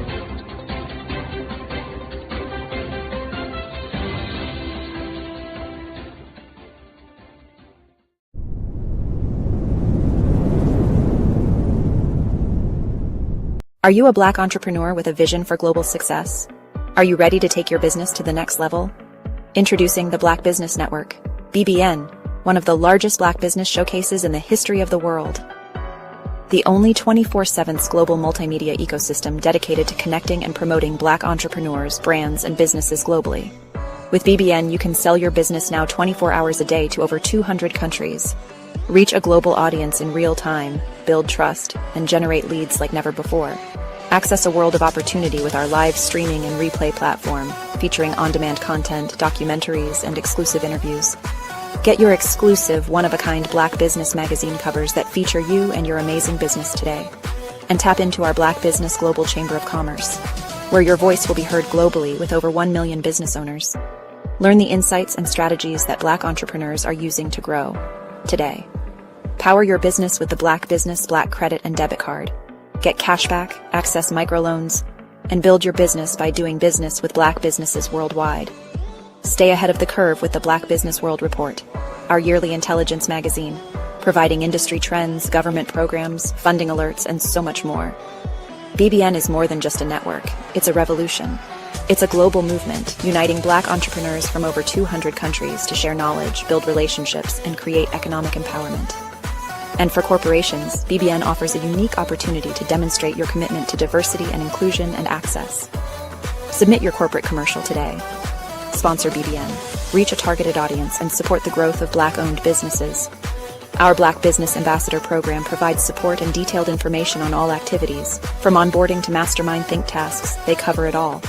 Whether you're looking to expand your business or your viewers, BBN brings together the tools, talent, and technology needed to grow Black-owned businesses worldwide. It's where we speak, sell, connect, and rise. Live and on demand. Join the Black Business Network today. Visit bxtv.org to learn more and unlock your global potential, where business is broadcast live, where the future is today. Call 919-308-9090 for your Black Business Fireside Chat today as we showcase your amazing business to over 200 countries. Black Business Network, one of the largest Black business showcases of Black business in the history of the world. Call today 919-308-9090 USA.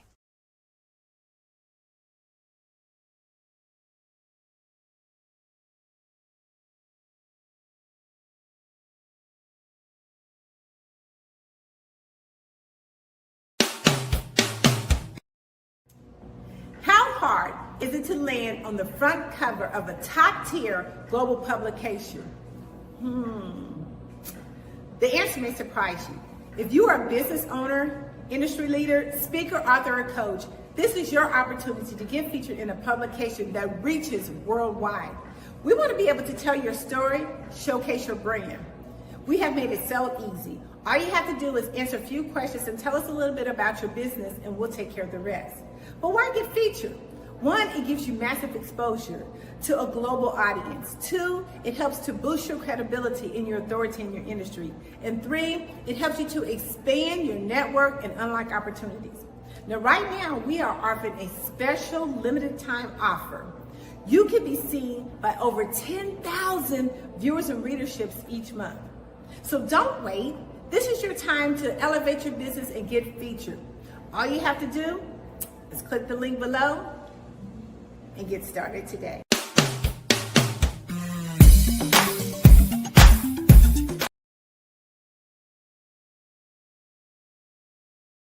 Hello, I am Dr. Eric Kelly III. The Black Business Network and Black Business Olympics are essential platforms for Black business owners globally.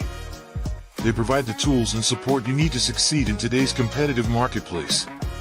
Join us today as we collaborate together with businesses from around the world to support our children, students, and young future entrepreneurs, Black businesses, and corporations. We raise funds for students going to college and young entrepreneurs who are aspiring to be business owners, and we invite you to be a contributor today. Visit the website www.blackbusinessexpousa.com to connect with and learn more about how the Black Business Network and Black Business Olympics can help you not only share your amazing business story to businesses, but also serve future generations. Hello, my name is David Jones, CEO and co-founder of the Hello LLC, where we help businesses build a culture, brand and experience, and leverage technology to pivot into Web3. Join the Black Business Network streaming live into Roku, Metaverse, STEM City, Black Multiverse Enterprises, Hulu, YouTube, iHeartRadio, Apple, Facebook, LinkedIn, Spotify, Twitch, and Google Podcasts. Tune in, turn on, and let's thrive.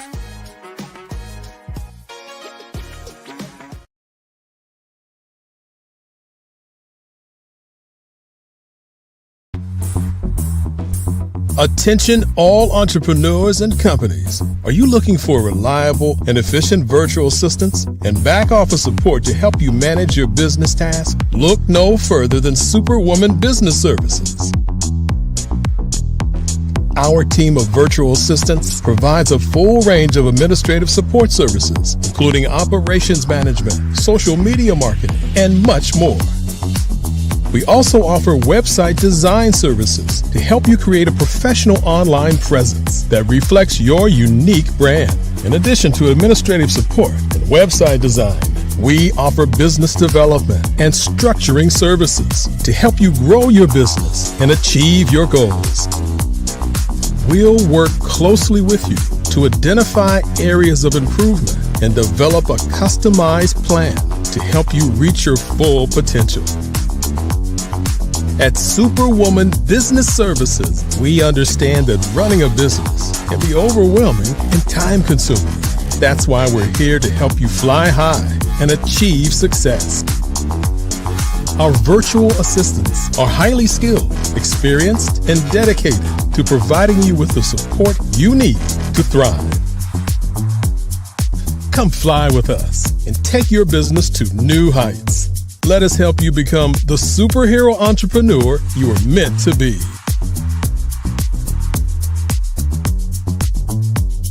Contact Superwoman Business Services today to learn more about our back office support services. Come fly with us and take your business to new heights.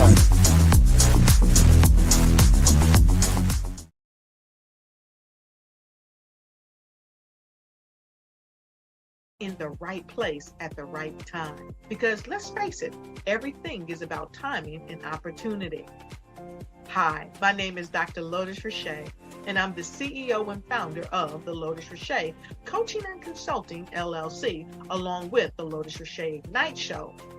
15 minutes of success with Dr. Lotus Richey, as well as books to boom your business and bring who you are. And today, I want to bring this amazing message to you about the Black Business Network and the Black Business Olympics. See, the Black Business Network and the Black Business Olympics is designed to help people just like you, that's right, that look like me, to take their business to the next level. Not just in your front yard or your backyard, but globally. The Black Business Network and Black Business Olympics is designed not to just help you survive, but to help you thrive. So join us today as we come together with businesses all around the world to support our students, our children, our young teens, our young entrepreneurs. What we do is we come together to help raise funds for students who are aspiring to be business entrepreneurs, who are aspiring and who are thriving in college. We endow them with a wonderful opportunity to gain scholarship of either a laptop or several thousands of dollars. And we invite you to help be a contributor to this amazing opportunity to help someone that looks just like you. So join us today at our website and let us connect with you and help you ignite and take flight in every area of your life on the Black Business Network and the Black Business Olympics. I'll see you on the other side.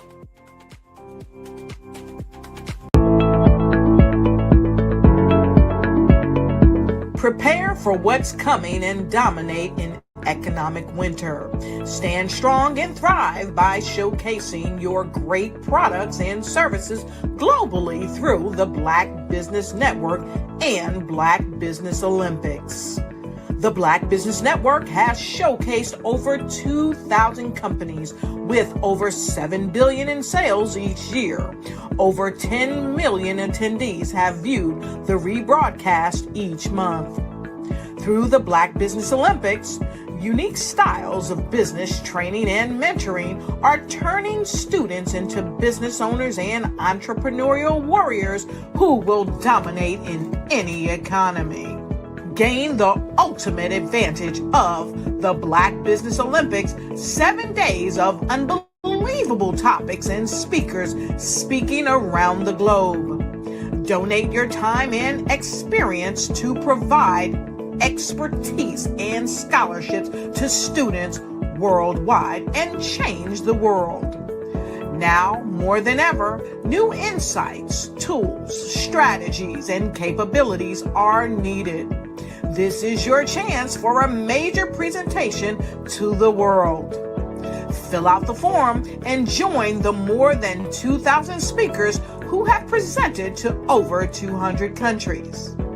Join the Black Business Network streaming live into the Metaverse, STEM City, Black Multiverse Enterprises, Hulu, Amazon, YouTube, iHeartRadio, Apple, Facebook, LinkedIn, Pod TV, IBM TV, Spotify, and Google Podcasts. Sign up today. Spaces are limited, and we will see you there.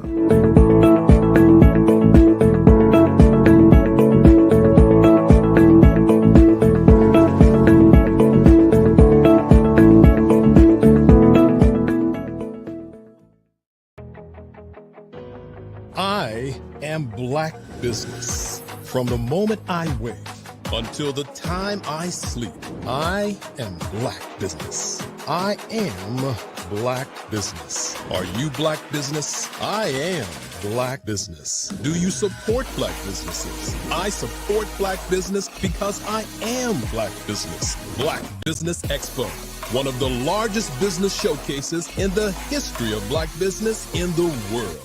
Sign up today at www.blackbusinessexpousa.com or call 919-308-9090. I am Black Business.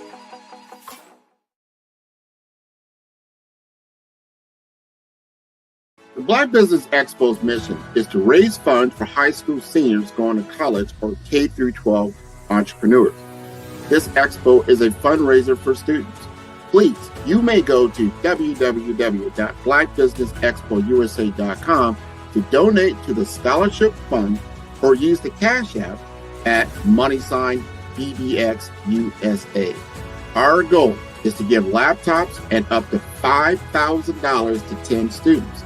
Students can register online at www.blackbusinessexpousa.com. Every dollar counts. Please donate to the Black Business Expo USA Scholarship Fund.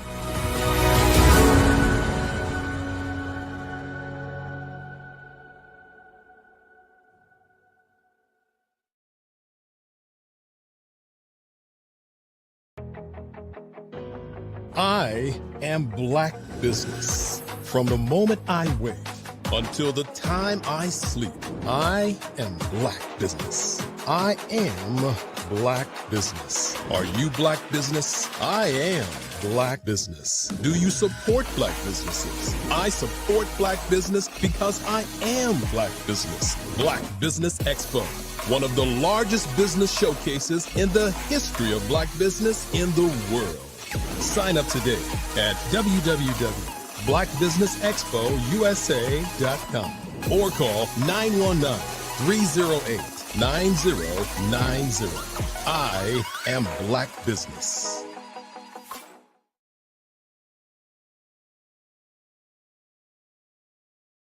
The Black Business Expo's mission is to raise funds for high school seniors going to college or K through 12 entrepreneurs.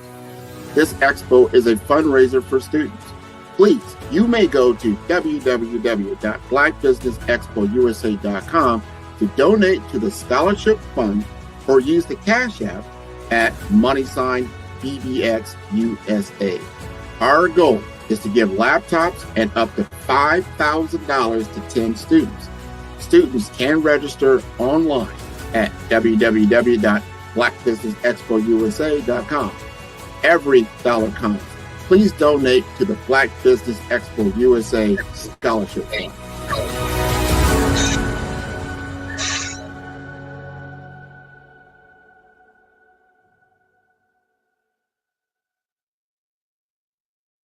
Good day, business owners, entrepreneurs, thought leaders, and corporations. Welcome to the Black Business Network. My name is Nikki Curry. I am your business moderator for this session of the Black Business Network. The Black Business Network is a 24-hour business network showcasing Black businesses, business owners, entrepreneurs, and thought leaders worldwide. We have speakers from North Carolina, London, Singapore, Africa, Japan, and cities all over the United States. The Black Business Network is a global community sharing business knowledge to empower, inspire, and educate businesses about business. Our speaker today is the one and only Stephanie Hopkins. Let me tell you a little bit about Stephanie. She's an amazing individual. Okay. And then I'm going to allow her to share her information as well. Stephanie Hopkins is a visionary entrepreneur and community educator, revolutionizing the title services industry while empowering communities through her innovative companies. Black Wall Street Title LLC. I love that. And you spell Black, B-L-A-Q-U-E. Wow. And she's also a part of the Embracing Life Development Inc. With over 20 years of experience in the insurance sector, a bachelor's degree in healthcare administration, and holding licenses as an accredited claims adjuster and title agent, Stephanie has learned the mastery stack her skill set.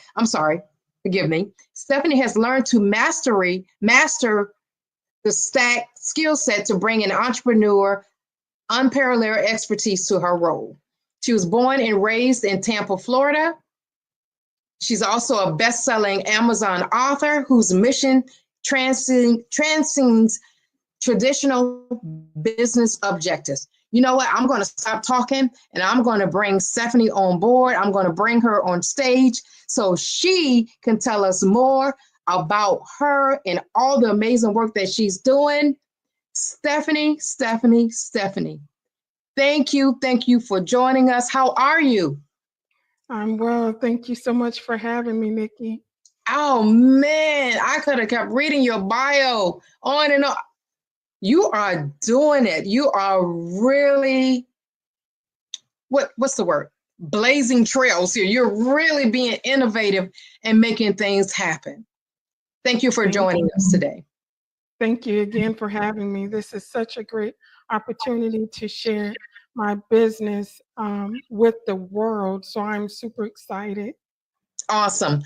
Give us a little bit. I didn't read all of your bio. You have a lot of accolades in there. You've been doing great things. Tell us something that we may not know. Tell us something that's not necessarily in your bio. Let's have that conversation. Yeah. So what I do not have in my bio, and a lot of people are not aware of, is before I obtained my bachelor's degree in healthcare administration, I studied to be a paralegal for over a year. I got into my externship and decided to switch into healthcare. Wow. Multifaceted. I love that. Is there a reason why you pivot a little bit and you took on something else, or you want to tell us about that? Yeah, it was. As growing up, my mom used to tell me all the time, Stephanie, you're a Black woman and you have to learn a little bit about everything in order for you to survive in this world. Great advice. And when I was in the 5th grade, for career day, I drew myself half as a nurse and half as an attorney. Wow. Yeah, I can understand that, and I can relate to that, because you know what? As Black women, sometimes we have to be 3 times as good, or we have to know 3 times as more and be equipped. And a lot of times we're not, because we're so busy taking care of everybody else and everything else that we don't take time out to be more educated and more informed. But you know what? You're doing it, Stephanie. So let's talk about this amazing business platform that you have, your journey as an entrepreneur, what you're bringing to the table for so many people. Let's talk about that. So what inspired you to start Black Wall Street Title LLC and focus on land and residential heirs. Property rights? Whew. Yeah. My journey with my inspiration started with my purpose. And during my COVID recovery, I had lost my hair, my voice, my confidence, my identity. And I promised God, if He gets me through this, I would dedicate myself to His purpose. And He whispered in my ear that my gifts were not for my corporate success only. He said, an intelligent heart seeks knowledge, and Right. the ear of the wise seeks knowledge. Right. So it was to the point where you needed to share this with the community, but I am going to point you in the direction as to what audience you need to share it with. Mm-hmm. So with that, I met a title agent who thought that I would be a good title agent. She sponsored me to become a title agent. She specialized in land closings only. Mm-hmm. And while I was there, I noticed that there was a trend of probate needs for these vacant lands. And people wanted to leverage them for other reasons, such as simple as paying bills. But there was that barrier because technically the land was not theirs because the deed was not in their name. Right. They may have inherited it, but they inherited it incorrectly. So then she decided to go different ways, and I started Black Wall Street Title with that same mission that God gave me, which was He wanted me to see this heirs property issue amongst the BIPOC community, which is the Black Indigenous people of color. Right. Love it. Love it. And thank you for all you do, honestly. So I really want to back up a little bit, and I don't want to assume that everyone knows exactly what a title agent is and what's the role of a title agent. Can you kind of unpack that for me? Give us the definition and why is this role significant? Because this is the part that we always miss when it comes to this space. We always miss this and we want to jump over and get right to the good part. But people like you, we need you. Yes, I'm that horizon person. You don't realize that you need me until later on, right? I'm not as pronounced as other positions such as doctors or realtors, things of that nature. I work behind the scenes. So we facilitate real estate transactions by verifying property ownership, ensuring that there aren't any liens or claims against the title, and issuing title insurance to protect the buyers and lenders from any monetary losses. Good. Yep. Such an important step. So I would, this is the Black Business Network, and we're talking to Black business owners, entrepreneurs, wealth creators, that kind of thing. And a lot of times there's not an equal playing field, and I'm not playing the race card. I'm just stating facts. And I want to go into effect because I don't know that many title agency owners. I don't know that many.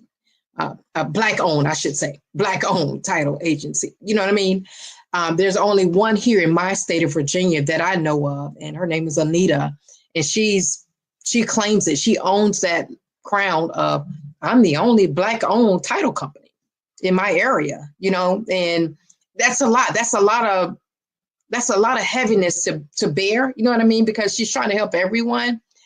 In your experience, and you seem like you're well versed in this subject, and you've been doing this for a while. Just curious, how many title agents are African American? In my space, based off my research, only 4%. are African Americans and they're females. Are you serious? Yes, ma'am. 4% in the 4%. entire United States of America? Yes, ma'am. Wow. Unbelievable. Unbelievable. Why do you think that's so? Why? I mean, is it a field that people are not familiar with, or we don't see hints of it? What is it? It is. You're absolutely right. It is a field that people are not aware of. We are all told about being sports, in sports and in entertainment, doctors, lawyers, realtors, but we play a key part in the history of the land that we live on, and it's very important. So we are part of the real estate principle, but it's a well-kept secret. So that's something else that I'm going to work on too, is to make it more pronounced in the African American community, because it needs to be. Yes, it does. Are you going to be doing workshops and holding courses or training for this particular area to bring more people in, bring more African American, male and female? Yes, ma'am. That's on my to-do list. Awesome. Awesome. Wow. And how long you been at this? How long you been doing this? Well, I've been in title going on 3 years, but as you stated, I have learned to mastery stack my skills in the insurance industry to be who I am today in this seat as a title agent. Because what people don't realize, they may say, well, she's only been in the game for 3 years, but I'm not new to the table. I have done other things in insurance that dealt with policies and laws. Last being a bodily injury litigation adjuster. So with that, I'm always dealing with the law and, working with defense attorneys. And so I'm well versed across different aspects. So I bring a holistic view to this seat that I sit in. So I'm not just one dimensional, I'm multi-dimensional. Nice, nice. I hear litigation, I hear real estate, I hear insurance. Yeah, there are a lot of levels to you, and that's a good thing, because the more you know, the more you pass on. So we need to increase this 4% thing. I am still like, wow. Yeah. 4% of the title agencies there's only 4% African American title agent. Yep, title agents, and they're all female. Yep. There's a couple of male, but majority of us are females. So let me correct that. Wow. Whew. Okay, men, y'all better get to work. Y'all, I don't know what's going on, but let's go. Come on. So let's talk about your company. We don't like to say the word or see competitors. However, if you're not doing business with someone else will, right? If you're not doing business, if you're not taking care or servicing others, there is another company or firm or agency that will. So how does Black Wall Street title, that's a part of the 4%, how do you differentiate from your competitors? How do you keep it fresh? How do you keep attracting the people that need you and those that you're willing to serve? So for one, Nikki, I don't view my competitors as competitors. I consider them as teachers. I learn and understand the industry landscape from them. So whenever they make a move or innovation, I just learn from it. So I don't say, "Ooh, this competitor is my enemy." I just look at them as a company that is teaching me. Right.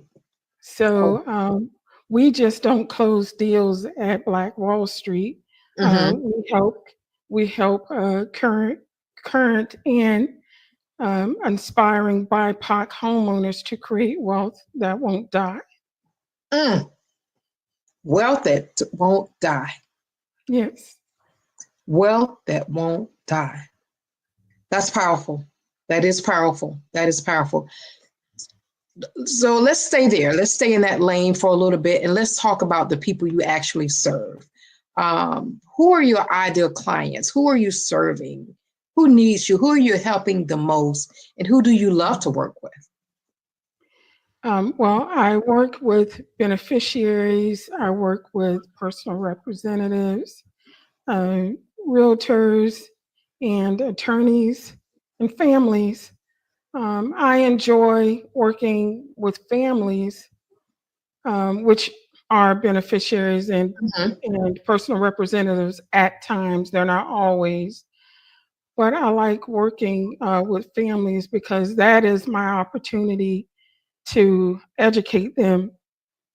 They are in a state of grief. Right. And in the land of uncertainties, right? Right. They don't really realize how they even arrived at this space and time. And that's where I come in with my God-given assignment to explain that to them and to how they can avoid the same feeling that they feel now for their future generations. Because it is nothing more, Nikki, to try to grieve and go through the complex process of probate. And you're at the grave of the person asking why, and they can't answer. And you are needed by the family that are still existing. Oh, you just said a mouthful there. I've experienced that. As a matter of fact, I lost my mother a few weeks ago in Florida. And she wasn't my birth mother, but she helped raise me. So she's my mom. And I'm telling you, this process, it's interesting. I'm just going to leave it right there. It is interesting. But when you're grieving, when you're trying to figure out what your next steps are and wrap your head around everything that's happening, to not have your stuff in place or in order, who's doing what, where is it going, that will, that thing. It's a lot. It's a lot. It's a lot. So I want to touch on that a little bit, Stephanie, please. Give us some tips. When this stuff is happening, we don't want to have to worry about all of this when we lose someone, right? We all have to expire. We all are going to die at some point. But what can we do before we get to that point? What are some of the things that we can do to help us get prepared and stay prepared for when we do? Because I don't want anyone to go through what I'm going through right now, to be honest with you, being transparent. What are some of the things that we can do to help us with the preparation process? And you're absolutely right, Nikki. You hit the nail on the head. I'm not sure where we lost the concept of us not living forever. And so from the time that we're born, I tell my clients, we are born with our future selves, and we're just slowing, decaying every day. Right. So at this point, we are supposed to be fruitful and have many, but to also generate wealth. So in order to do not just generate it, we have to pass it along to our children's children, children's children.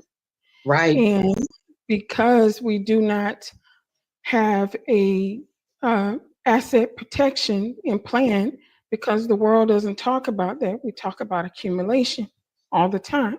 We don't talk about how to protect it. So we need to have a plan to protect it. And we start by having these conversations now while we're still in good health and sound mind. Death is not taboo. It is a part of the life cycle.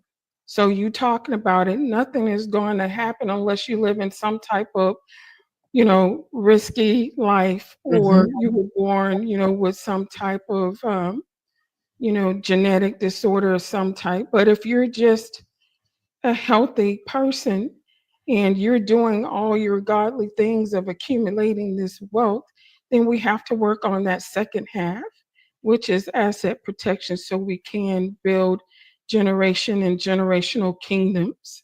So we Love have that. to talk about it. Yes, it first starts with talking, letting our family know our wishes and why we made these decisions as to Johnny gets this or Susie gets this. Because believe you me, the parents know their children better than anyone. That's a fact. That is a fact. It Give is. me an example, or tell me a story about a time where this kind of work that you're doing, which is so important, how has this impacted a family or an individual? Tell me a little bit, one of your most memorable stories about the work that you're doing and how it impacted someone, based on you being there for them, you providing these services for them. Well, I was at a closing not too long ago. I was at a family's home, and the home was in probate and foreclosure, their mother's home. She did a reverse mortgage. No one was aware of it. And, as I was sitting at the table, they having to sign the papers, the family said, because of you, we are putting things in place now so our children do not have to go through what we're going through right now here with you. That part. Yeah. Yeah. Yes. But that's a tough pill to swallow. When you're finding out things on the back end, because as a community, sometimes as Black people, we keep things close to the vest. We're not telling our business. We're not sharing everything. We're not sharing our struggles and the moves that we're making. And then the kids come along, or whomever, sisters, siblings, whatever, they come along and they go, I thought you had things set up, or I thought things were different. And then we realize, oh boy, this is a hot mess, or this is, how are we going to get out of this? Do you find yourself being a counselor sometimes, like being you smile when I said that, like, ding, ding, ding, ding, ding. Do you have to take on that counseling role or being a therapist? And I get it, oh man, yeah, I get it. So do you find yourself in that role sometimes? I do. That's why I smile, because I didn't even consider it, that it comes as it comes natural for me. That's one of my superpowers, is empathy and kindness. So when I see someone struggle, I want to bring comfort. But what I do tell them is silence can be golden, but it can also be expensive. And in the BIPOC community, it is expensive, but I let them know that it is a part of the system. The system loves and thrives off of silence. So that's the reason why I'm out here amplifying this issue, so we can eradicate this issue in our communities. Right. Love it. Love it. Love it. I was reading something somewhere about you. It says something about property, financial literacy. What is that, and who is it for, and why is it important? I can't remember the gist of it, but just can you explain that concept to me? Sure, absolutely. So we have the normal financial literacy, where we're talking about, balancing your checkbook and your accounts. But also, when you become a homeowner, that is property financial literacy, because you need to understand what that home can do for you, not just to live in, not just for better schools, but your home is a wealth multiplier. and you need to understand how to make that work for you and your future generation. So that is where we come in with the property financial literacy aspect of it. Perfect. Well explained. So I don't want to assume, and maybe I was steering this conversation towards that. You solely work with people that are like, if someone passes away, one of their loved ones passes away, and now things are getting ready to go to probate or whatever, or we're trying to figure out what goes where, the ownership of the home and all that good stuff. That's when you come in. You don't work with people that's just buying a different house, buying a new house, and that kind of stuff. Do I have that right or am I wrong? We do. We work with the inspiring homeowners and the current, because what we're trying to do is be proactive, right? By working with the current and the aspiring homeowners. And then we also work with the reactive, right? That's after the fact when something happened. So when dealing with the reactive, we can cultivate them, give them the seedlings so they can produce generational wealth. So it's a two-sided coin that we work with. We also work with just traditional closings. You know, if someone wants to be transactional, we can do that too. But we wanted to focus on being relational. And that's where we came in by the grace of God, right? Following his assignment for me to take care of them. Mm-hmm. So, I love that word. It's more relationable. It's the relationship, not the transaction. You know, Yes. And it's the transformation that you provide, and not the transaction. And that's where so many of us get it wrong. We're so busy thinking about the transaction.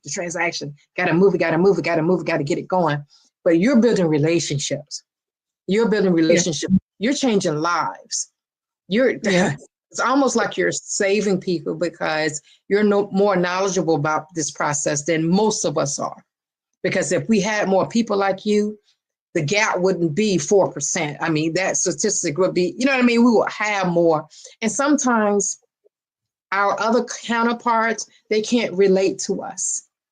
And what we're thinking, even if we're just buying another home and we're going through that transition, and my goodness, they really can't relate to us once we lose a loved one, and the way we have our estate set up, those kind of things. We need someone that can say, I get it. You know, because there's a cultural gap here. Would you agree that some things are culturally biased, you know? Yes, I agree. And the attorneys that we work with through Embracing Life, I handpicked them. I've interviewed, I've been around them, and it wasn't just, oh, I'm going to talk to you on the phone. No, I've actually been in events with them several times to make sure that what I'm seeing is what it is. It's not your words, it's your actions, right?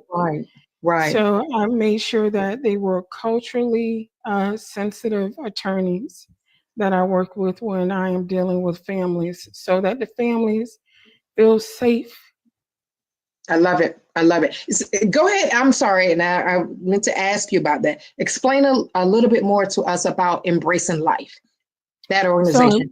Okay. Yeah. So Embracing Life is a nonprofit organization that I founded to help the BIPOC community with their legal affairs surrounding estate planning. Because what I noticed is once I was hosting events, the elderly would come to me, or any other homeowner, or just even a person that's just starting out in life, and they were like, oh my gosh, you have such great information, but they're like, I can't afford that.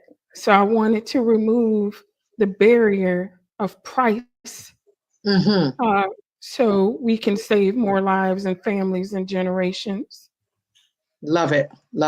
And it's needed. It is needed. We need people like you. We need these resources that you are providing. We need the information, and we need the action. We need the implementation. Please keep doing good work. And I know it's a lot. So you're running a for-profit business and you're running a not-for-profit business, a nonprofit. So you're the CEO here. So you're wearing many, many hats. How do you stay motivated? How do you stay inspired and willing to give your best? How do you do it? Well, I stay motivated by my mission, which is to empower BIPOC communities to build intergenerational wealth through equity, estate planning, and property financial literacy.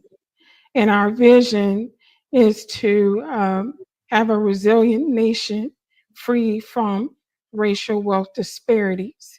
So those are two things that keep me motivated in my mission between the two. And then secondly, you think the 4% is shocking. The 5% of